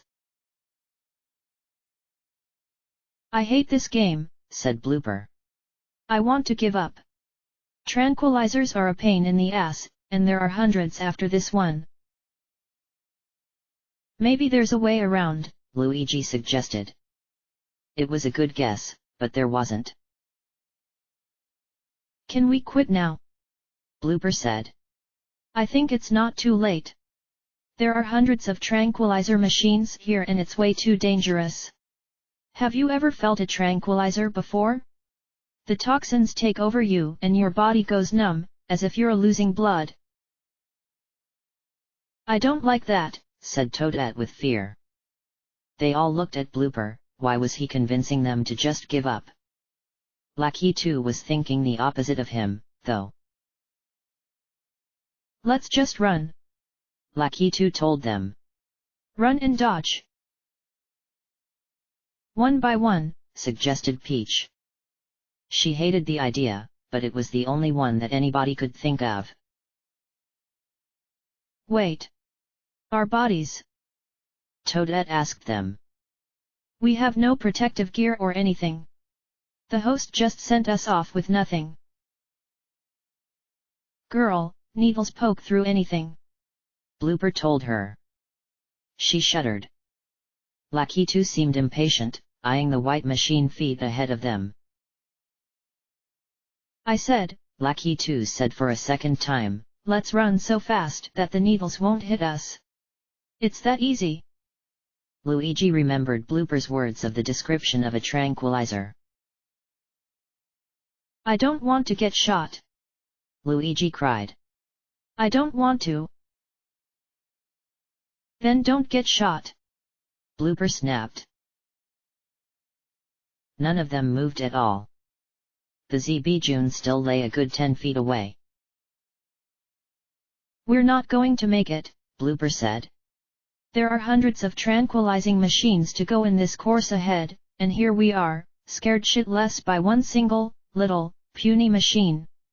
Let's just run across the grass, right? Or quit. That's what I said we should do. Lakitu shouted. I'm telling everyone to just run across so many times. Let's do it. AHHH. He took a dash suddenly, running past the white machine as the tube sticking out of the box mechanically turned. It sensed motion, and fired. The dart sailed, but Lakitu had outrun it by many feet.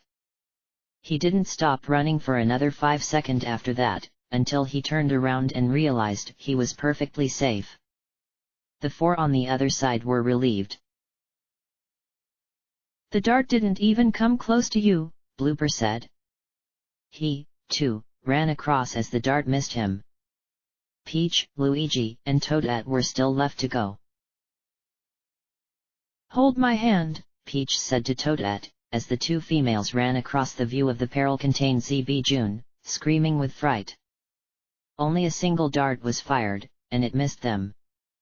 Luigi was the last one left. He yelled his way through and was safe from any possible harm, just like the others were. He was gasping as he met with the others. Easier than I thought, said Peach. Right, everyone? Phew. She was panting. No, it wasn't, Toadette argued. I hate this. I don't think doing this challenge is a good idea, Blooper said to them. I told you all, we should quit. We haven't even made it 1/3 of the way, Lakitu said. This will seem like forever.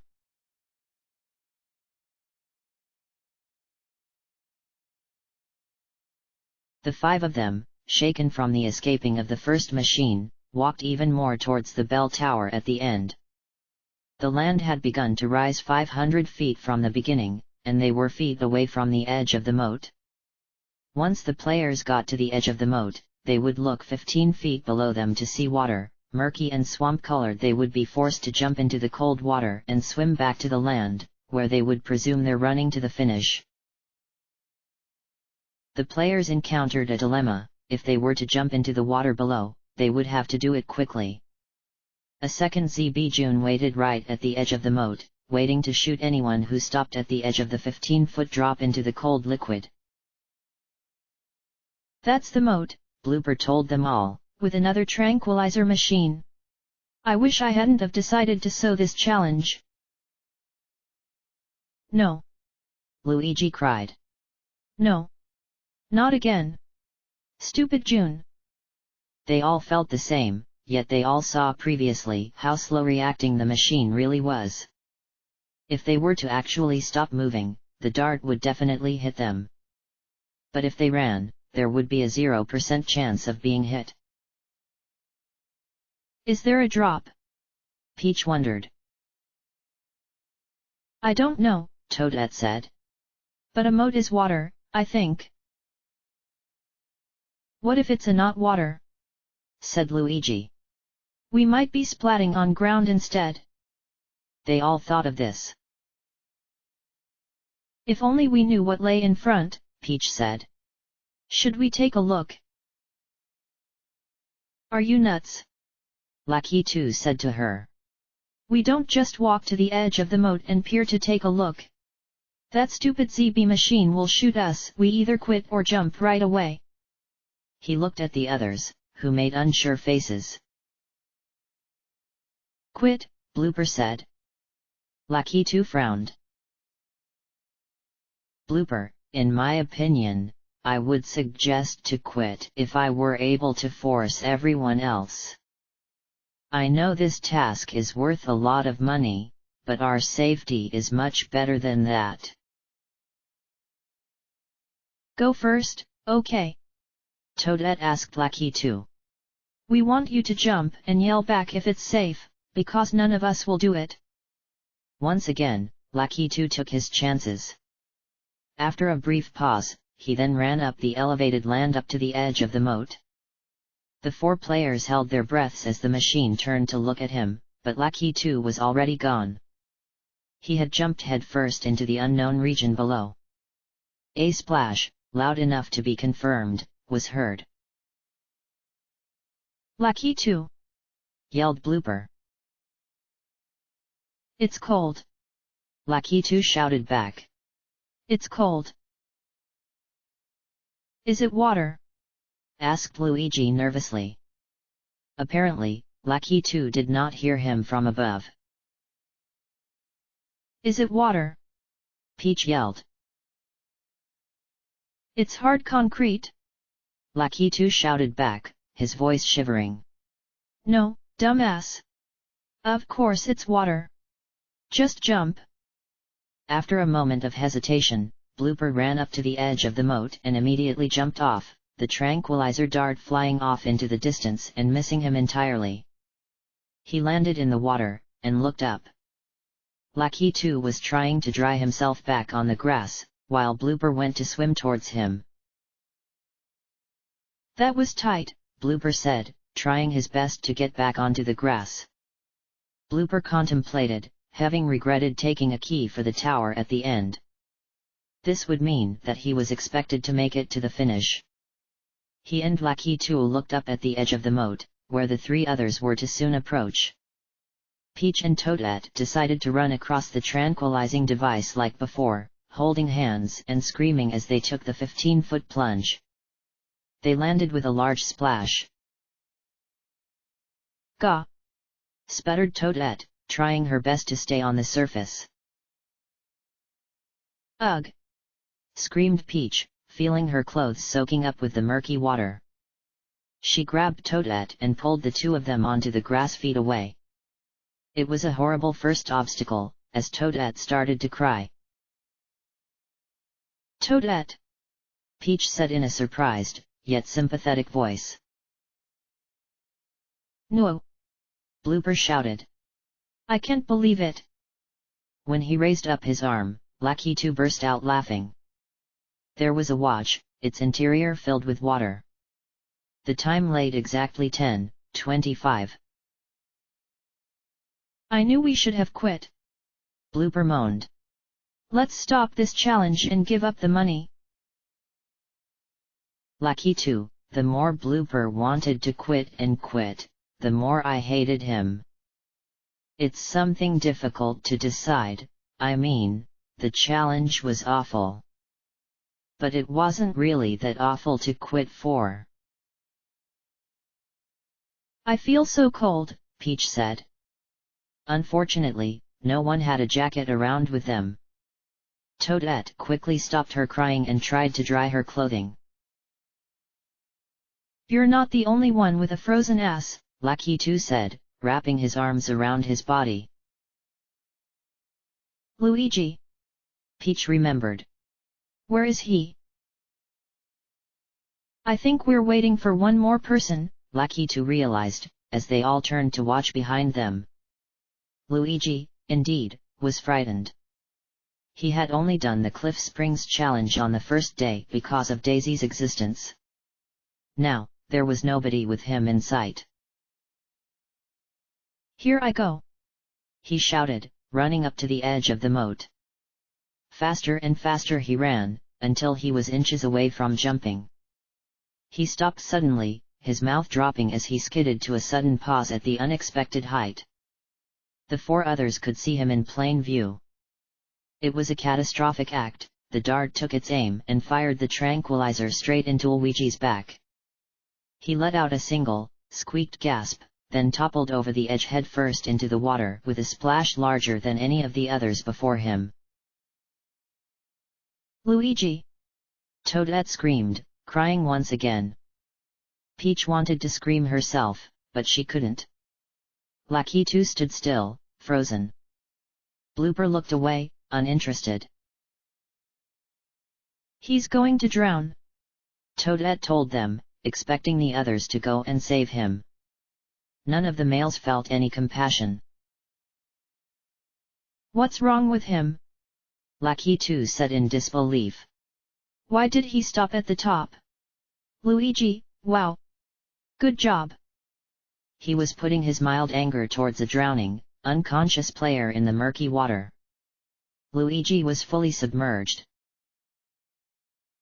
He's gonna die! Toadette cried. No! Peach shouted. No, what do we do? Wait, look! Peach pointed to three people in scuba masks, who seemed to have appeared from thin air. One of them gave the players a signal of a wave, as the other two proceeded into the pond. Is Luigi going to be okay? She shouted. He says to go, Lucky 2 noticed. They'll take care of Luigi. Come on, we're running out of time. They hesitantly left to face the rest of the course.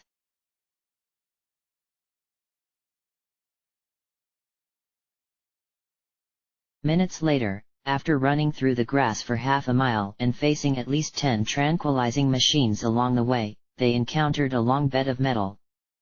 Their clothes had dried off in the interval between the two obstacles, and were not as damp as they used to be. Ahead of them was the razor wire crawl that McAliboo had told them about. It went a good 100 feet down to the other side, and the players would be required to crawl across the grass to the exit on the other side. it was a test of awareness and courage. This is horrible, Peach realized. This is worse than I thought. Of course it's horrible, Blooper told her. It makes me feel like quitting. This is horrible, said Toadette. Lakitu suddenly looked behind him. The moat was not in sight anymore, and for some reason, he somehow felt responsible in the loss of Luigi. Everyone have their keys. He fished his key out of his pocket and held it up, while Peach took out hers. Blooper had his in his hand, or tentacle in his matter, then placed it into shirt pocket. I remember a while ago, Blooper told them, when my cousin was playing with this piece of razor wire from a fishing net. He cut himself so deep in the back, blood oozed everywhere and we had to reinstall the carpet. The other three were appalled. I don't want to do this, Toadette said, a hint of anxiety in her voice. They all faced towards the hole of the razor wire crawl. I'm brave, Blooper said. You're the smallest, so you shouldn't have any worry about being cut. Lakitu, of course, went first. He entered the small cave-like entrance and inched his way slowly across the grass. He was uncomfortable. This is awfully hard, he admitted. Discovering that the razor wire clearance was higher than he thought, he got up to his knees cautiously. The razor wire still was a good 10 inches from his body, so he proceeded in crawling. I'll go, Peach said, making her way inside. She was in an area full of hazards, the razor wire was littered all above her. She let out a little squeal of amusement as she went deeper. Blooper went next. Wait, Toadette said, grabbing onto his shirt to prevent him from immediately going. I need to grab onto you. I can't go there with nobody behind me. Nothing to be afraid of, he told her. Or better yet, do you want to go first? Toadette glanced into the darkened pit. Peach and Lakitu had already crawled 1/10 of the way through. Please, Toadette begged, don't go fast. I can't go in by myself. Blooper went down to the ground and entered through the blanket of razor wire. Toadette crawled down to his height and grabbed onto him, and they both went inside into the second obstacle of the challenge. It's so scary, Toadette whispered, clinging onto Blooper. Lakitu and Peach were feet ahead of them, but not making any progress. The grass became more rough the farther they crawled. This is so dangerous, Peach told him. I can't believe we're doing this. Not as scary, Lakitu said, as I thought it would be. Macaliboo exaggerated this. Please, Peach said. A person who would have the morals to leave a struggling old man alone shouldn't be scared of anything. Lakitu gave her a stare and stopped crawling, and she laughed. Blooper was cautious himself, trying to make sure that his back was not anywhere close to the wire. Seeing that Lakitu and Peach were farther ahead, he speed crawled to catch up to them. It was a dangerous thing to do in the obstacle, but he succeeded anyway. He tapped Lakitu on the shoulder. Geez! He shouted. Blooper burst into laughter, seeing the startled face of Lakitu as he turned around. Were you behind us all along? Lakitu asked him. I didn't sense it. Nah, I used my super fast crawling skills to reach here, Blooper explained. This obstacle is frightening though, but it's too later to turn back now. They both looked at Peach, who had an odd expression on her face. She was looking at Blooper. What? Blooper questioned. Why the strange face? Where's Toadette? She asked, her face turning white. She's been following me. Wait, where's Toadette? the three of them were already halfway down the crawl of peril, and were able to see both ends of the razor wire cover they were in. One was the exit, on the side they were proceeding closer to. But on the other side, behind them, was the entrance they had entered through. It was where they saw Toadette, laying motionless on the grass. "Toadette!" shouted Blooper. Peach covered her mouth, terrified. "You just left her!" Lucky 2 said to Blooper in disbelief. "She was following right behind me," said Blooper, realizing he was being accused. I thought she was right behind me." "What happened to her?" said Peach in a frightened tone of voice. "I think she passed out, oh my god." "I can't see her so well," Lucky 2 told them, having the worst eyesight of them all. Through the darkness they were in, it was hard to see the figure at the end. "Maybe one of those tranquilizers hit her," contemplated Blooper. "I didn't see any machines around," said Lucky 2, trying his best to remember. "And if there was a ZB June around, it would have shot one of us as we entered through. What do we do now?" "Go back," Peach said to the two males. "Go back and help her." Though it was the right thing to do, neither of them were willing to do so. "I'd rather finish the rest of the crawl, thank you very much," Blooper said. "It's her fault for being shot and not being quick enough. Let's go." Peach glared at him angrily, then shook her head in disagreement. But it was already decided.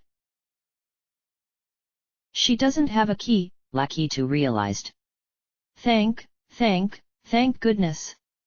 That would have sucked so much." "I guess it's fine," Peach said with a sigh.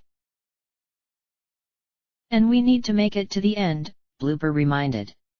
"All three of us, to earn the money." They had reached the halfway point of the razor wire crawl, and crawled even further through the second's treacherous obstacle of the Bell of Endurance challenge. As the remaining three players who were still alive approached the end of the crawl, they felt even further success for themselves. But would it last until the ringing of the bell?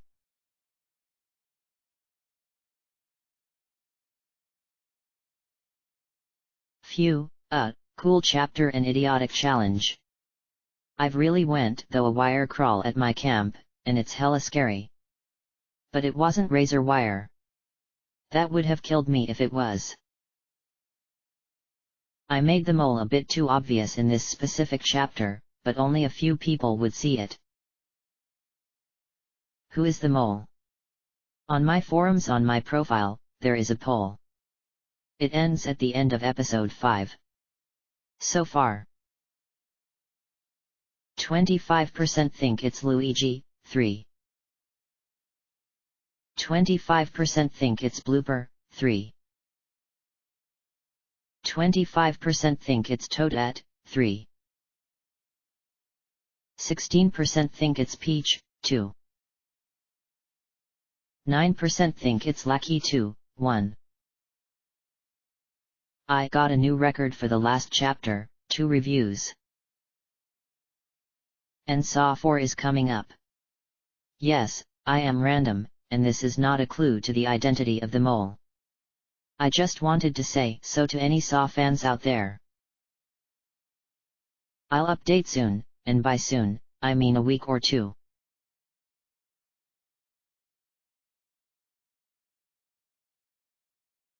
End of chapter. Chapter 17, Narrower Choices. Episode 5, Part 2. 2 had been left behind. Now the remaining 3 in the challenge of endurance were struggling, breathing heavily through the second obstacle of the challenge. Peach was the only one who was letting out occasional screams of delight and fear every few feet, but so was Lucky 2, who shivered and ducked closer to the grass many times as he crawled through the clearance. Blooper, strangely, showed no signs of fear. Oh my god! Peach let out for the 5th time. She grabbed onto Lakitu, who shook her off by crawling back and forth repeatedly. I'm more scared than you are, Lakitu reassured. And if you don't believe me, then you can shove that interesting fact up your nose. Oh really? Peach replied. Then I guess you're good at hiding it. You know, Blooper said suddenly, the mole is very good at hiding stuff. They all turned to Lakitu in the dark, and Peach laughed. Lakitu grinned, a glint from the razor wire above the 3 of them glistening his face. Could I be the mole? He told them in a fake suspicious tone. Guess and see, guess and see. At the end you'll know who I'll be. Meow-ha-ha-ha-ha-he. That was a pathetic rhyme, retorted Blooper. Lakitu faced him. Oh, whatever the hell you say. Let's just finish this. Blooper rolled his eyes as they saw the opening of the razor wire bed, inching its way towards them. Although in reality the 3 players were the ones who were proceeding towards the light, the illusion was too stunning for their eyes.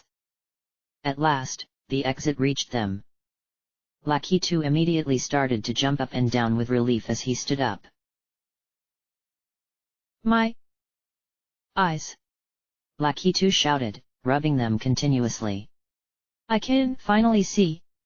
So damn bright. Peach and Blooper couldn't have agreed any more. The other 2 stared blankly back behind them at the razor wire obstacle, and all the way at the other end, they spotted the legs of Toadette which were hanging out of the entrance. Guys, I'm not kidding, Blooper said with false panic. She's dead. She passed away. He started chuckling. Oh, you moron.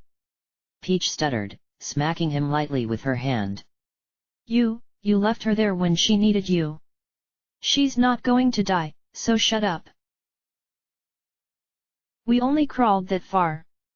Lakitu looked at the obstacle in realization. We're still not that far anymore, Peach said. She pointed towards the bell tower, which was no more than 1/4 of a mile away. But something before that, situated an 1/8 mile away from their spot, took the notice of their eyes instead. There was a metal wall-like fence that went up 15 feet, and on both sides were even taller brick walls, designed to prevent anyone from walking around the metal climbing obstacle. It was the 3rd obstacle, and they remembered exactly how Mikalibu had called it, the wall of electricity. Flashback Mikalibu, you will then climb the wall of electricity. The wall of electricity. Wall of electricity. Flashback Mikalibu in extreme slow motion. We all of electricity.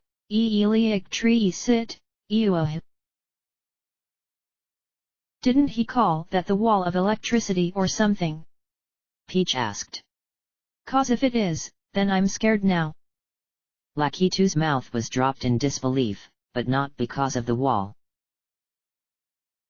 You have no time to ponder such questions, Blooper told her. Let's run. Although there was no timer to the endurance challenge, they ran anyways towards the wall as if time was slowly melting away. Lakitu still had a displayed look of disbelief. No, stop, he ordered. They put more machines. Through the feet of grassy terrain that lay between them and the electric wall were situated ZB Junes scattered in designated spots. All were alert, moving their pointers randomly from place to place. All 30 tranquilizer machines were waiting for the slightest movement to come into their view.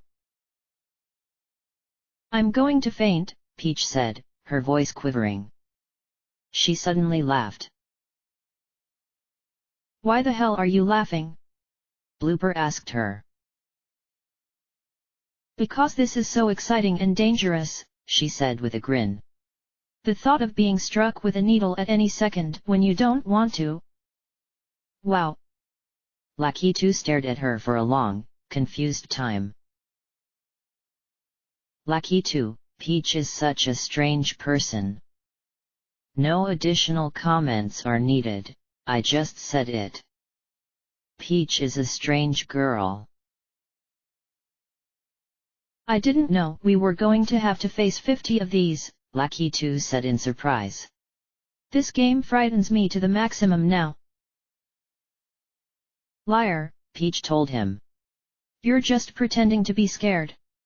You jumped into that moat before any of us would even dare to do it. And you ran across the first one tranquilizer machine. 1. Lucky 2 repeated. Look ahead of us and tell me what you see. Let us just quit now, Blooper suggested. I think our safety is more important than money.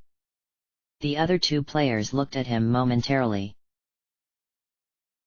If we run, Peach suggested, then we'll make it without getting shot. I'm just wondering how much we do have to run, Blooper wondered. About, let's see. 100 yards. Lucky 2 didn't care though, he was ready to set off across the terrain any second. Peach watched him, and got ready too. They had to run fast, and safely to the other side. Machines and danger was literally placed in every section. Do we run directly forwards? Peach said quietly. Lucky 2 gulped. Just run. Lucky 2 darted off in a flash, and Peach and Blooper rushed right behind him, their arms flapping around as they didn't bother to look where they were heading. An array of needles flew through the air with a striking, immense sound, and Lucky 2 and Peach screamed with terror. The needles were aimed right for the panicked players, but none achieved their target as the 3 of them dashed with fright. It seemed easier than it had looked, and success was within reach. Lucky 2 tripped at the end, or rather, jumped into the area of safety where the machines could not censor him. He was panting, and he was dizzy. Help! Cried Peach. Lucky 2 turned his head and saw Peach, feet away from him. 3 darts had just shot out at that exact moment, piercing into the air inches away from Peach's torso. She shrieked. Blooper lay at her feet, a tranquilizer needle protruding from his arm. Peach! He yelled. Peach, get here where I am!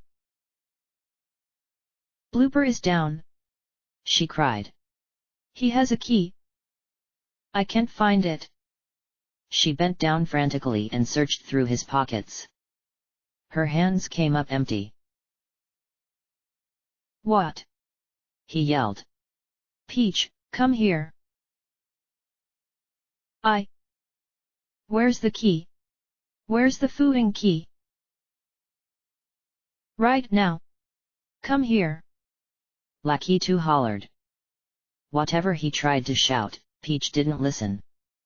She was in direct view of 5 machines, but she searched Blooper's pockets even further without knowing the danger she was in the presence of. Peach, I was in complete panic. As soon as I saw Blooper fall down, I knew that I had to get the key from him to win at the end. But there I was, searching him over and over and seeing no key at all. Forget about Blooper. Come here, Peach. Hurry. Finally, 2 needles darted through the open and stabbed into Peach's back. She screamed and fell forwards, as Lucky 2 watched her fall down onto the body of Blooper. He let out a deafening groan of frustration.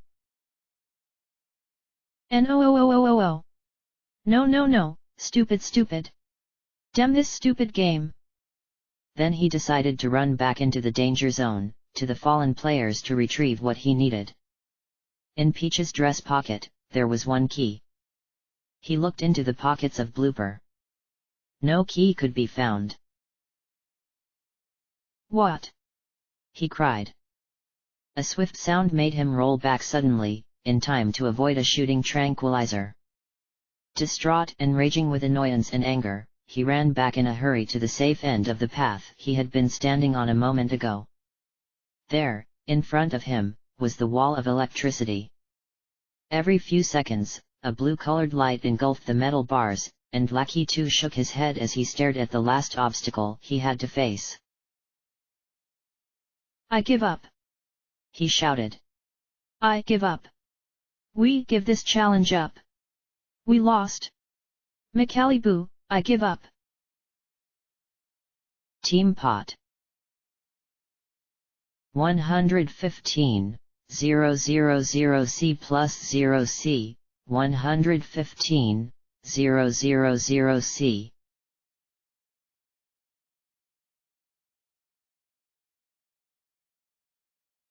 The bell was never rung, after 5 decades of silence. The 5 players had gone a long way through the Bell of Endurance challenge, but failed to cooperate until the end. The opportunity for a large gain of money had vanished. "Gra!" Lucky 2 yelled. He was pacing all over the hotel lobby, and the others sat down on the couch with mixed feelings. Those who had been tranquilized were laid to rest for 30 minutes, and were then woken up in a safe condition. "Did you guys even make it close?" Toadette wondered, who had been shot down halfway into the challenge. "If you did, then you did a good job." Although the 3 players had made it near to the end of the course, none of them considered it a job well done. "I swear, Blooper, you had no key," Peach stated for the 5th time. "That's absurd," Blooper said in surprise. "I clearly had the key in my shirt pocket." "You're the mole," Luigi said out loud. "And I think you lost the key on purpose, eh?" Blooper looked up with a stunned face. Lucky 2, it's so suspicious how Blooper did not have the key with him, knowing that without all 3 keys, the challenge would have already been lost. And I'll also never forget how he had volunteered for a key so quickly for the all-important key. What? I'm not the mole," Blooper said back, scratching his head frantically. "How about Lucky 2? He called quits before he got shot and was the one who lost the challenge for us." Lucky 2 shook his head. "You had no key," Lucky 2 said in annoyance. "I don't get it. How could you lose the key?" "Well," Blooper said quickly, "well, it could have simply fallen out of my shirt pocket. We had to crawl through a tunnel of razor wire and that was a chance for the key to have slipped out." Toadette shook her head slightly. "Toadette, I don't get why the others have to keep on fighting. They give others new ideas of who the mole might be, and when it comes to the quiz, they'll be the ones knocked out." "I didn't like this game," she admitted. "How much money did we lose?" Luigi asked. "I think. Well, it's like 30,000 coins," remembered Toadette. "But we tried our best, right?" "Ooh," groaned Luigi, realizing how much they had just lost. He slumped in his couch. "Well, you didn't even make it past the moat, so I wouldn't be complaining," Lucky 2 told him. Luigi frowned, realizing that he was right. "Luigi, you can call me a weak player, because I was the first to go down. So I am a very weak." "And you got us really worried," Peach added. "You too, Toadette. You passed out of nowhere."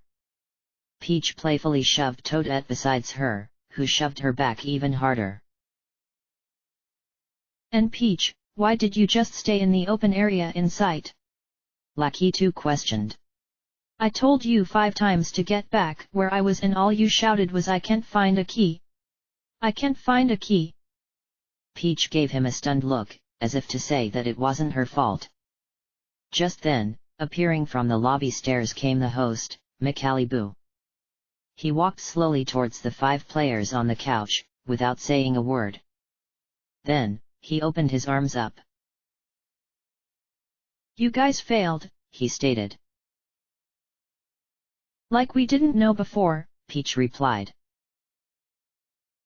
"During the challenge, a few mishaps occurred," he added, "and the challenge was lost as soon as Lucky 2 yelled out to quit. This was a very mole-ish act that had never been done before." Luigi looked at Lucky 2, who gave Micaliboo a strange face. "Well, yeah," Lucky 2 said. "I did quit. But it was for a reason. And that reason was because Blooper did not have his key with him," continued Micaliboo. "Could this have been an accident? Or perhaps, something more?" All of them turned to Blooper, who stayed motionless. "And before I go, all was not how it had seemed," he concluded. "The razor wire had been cased by a layer of wax, and could not have harmed you in the slightest bit." The group of 5 suddenly erupted in shock. They laughed in disbelief and realization, all except for Toadette. "I knew it!" Luigi exclaimed. "How the hell could you have known that?" Lucky 2 asked. "You didn't even make it to the second obstacle." He laughed out loud again. "In fact, Toadette had not been shot at all," Micaliboo told them. "She feigned it, in an attempt to chicken out." Everyone faced Toadette and laughed, as she buried her face in her hands, ashamed and chuckling. "Toadette, I'm going to kill you," Peach shouted jokingly. "I'm never going to feel sorry for you ever again." "Toadette, I'm so embarrassed. I faked my fall so it looked like an excuse to not go through the razor wire. But now they tell me that it was all a fake and this sucks. Am I really the weakest player here?" "And if you hadn't have guessed, the wall was not letting off electric shocks," Micaliboo concluded. "Just a bright, blue light."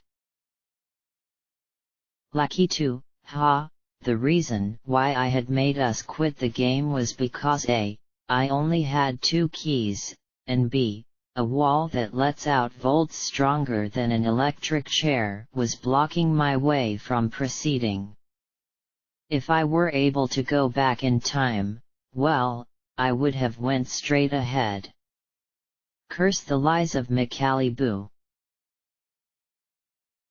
"Of course, obstacles 2 and 3 would have been illegal on this show if they were actually how I described them," Micaliboo said. "That is why I wanted to quit," Blooper told them. "I was really worried about our safety. Because the bell had not been rung, your opportunity to win 30,000 coins has vanished. Your pot now remains at 115,000 coins. Team pot 115,000C. It looks like this episode has begun poorly for all of you," he concluded. "But for one of you, it has begun as a success. I'll see you failures later." He proceeded towards the door. It was 4 o'clock in the afternoon. "Oh, and one more thing," Micaliboo said quickly. "Do you know where you guys are right now? The person with the correct answer gets an exemption." "Really?" Luigi said with excitement. "No," the other players chuckled at him. "This town resides in the remains of Bob-omb's Battle Canyon," Micaliboo told them. "Some of you might have remembered a place called Battle Canyon years ago." Peach rolled her eyes. "The horrible memories," she recalled. 8 years ago, this place was a board game." The other 4 stared at her, not knowing what she was talking about. "The war is over," he continued. "And now, this thriving Bob-omb town was built instead over the fused cliffs. You'll be spending the rest of the episode here. Not as pretty as the Noki village, but still, look alive. He simply walked out of the hotel, leaving the others by themselves.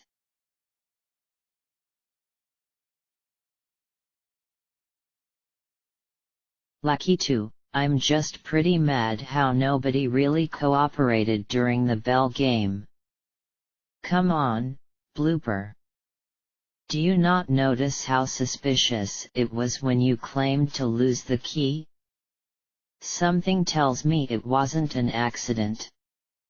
And when I saw Peach just staying inside of the machines without moving, she seemed to be ignoring my yells. Now I have a sore throat that kills me, and we didn't even win the money for the pot.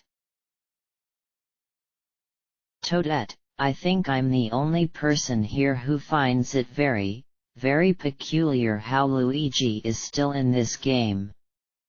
It's probably just me and being jealous that I was stated as the weakest player over him, but it strikes me so strangely. Peach, there are only 5 people left. I still remember the day where there were 9 of us during the Cliff Springs challenge. It's also much easier now to pick who the mole is, but it'll also be easier for the others too. Since Birdo is gone, I'm looking at Blooper now. Throughout the Bell of Endurance challenge, he always said that he wanted to quit and give up the money. Blooper, I am not the mole, no matter what the others say. Yeah, whatever they want to think, but I lost the key by accident and that's final. I believe it is Toadette who was suspicious. She faked fainting in the challenge. Luigi, I failed during this bell challenge, but I will try to not fail in the others. I will be strong and not weak. Tranquilizers hurt, by the way.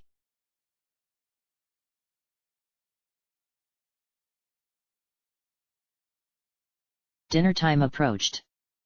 Peach and Toadette were assigned together in room 786.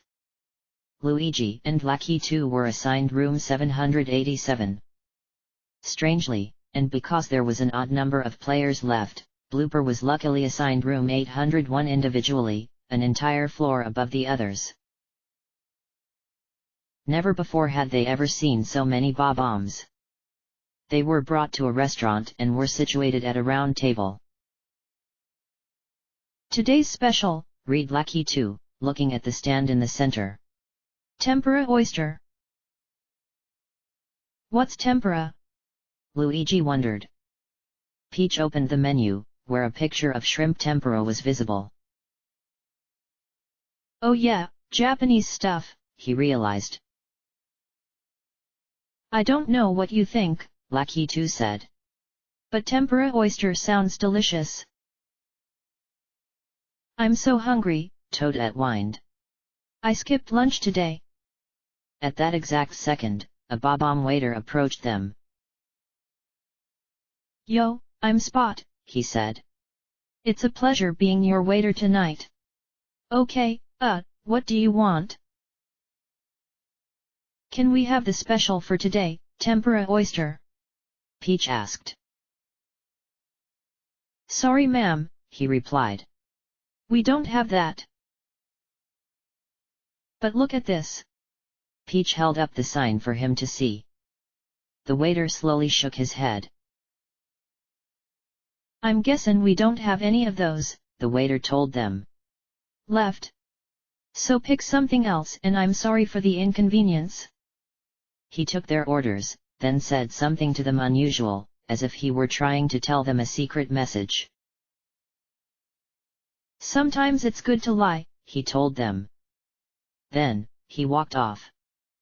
The 5 players slowly turned to each other with puzzled smiles. Hey! Peach said in an amused tone, looking at the others. What are you looking at? Blooper questioned. He, too, had realized the random line of the waiter. Did you hear him? Toadette said in confusion. He said something about lying, and it was really creepy. The rest laughed. I think that this is a clue, Luigi said suddenly, holding the tempura oyster sign. Didn't the host say there were clues to watch out for in the game? I think it's a clue too, Peach said in agreement. Good eye. I think it's a fake dish. Oyster, thought Toadette. Tempura? Japanese? The clues in this game point nowhere towards the mole. You know how much I hate the mole right now, Lakitu said suddenly. Do you guys really want to know? Peach sipped her water quietly. No, we don't want to, mumbled Luigi. Go on, said Peach, smiling. I would never, ever speak to the mole again and want him, or her, thrown into jail for causing us all pain and torturous humiliation. The other players burst into laughter. Lakitu, you have a strange mind, Toadette realized. Look at Peach, Lakitu replied. You should have heard what she said during the challenge this morning. Ha! Calling me strange. Peach leaned against the table, smiling. I wouldn't hate the mole forever, Toadette said. I, personally, and being a girl, will only like the mole once the game show is over. I'd hate him forever, Lakitu stated. Not to change the subject, guys, Luigi said, spotting a piece of paper in the middle of the table, but I think there's a ghost here. Excluding one of the players, all were in complete surprise at the suddenly appearing note. Where did that come from? Blooper wondered out loud, reaching across the table to turn the sheet of paper over. 5 words were seen. What is your worst fear?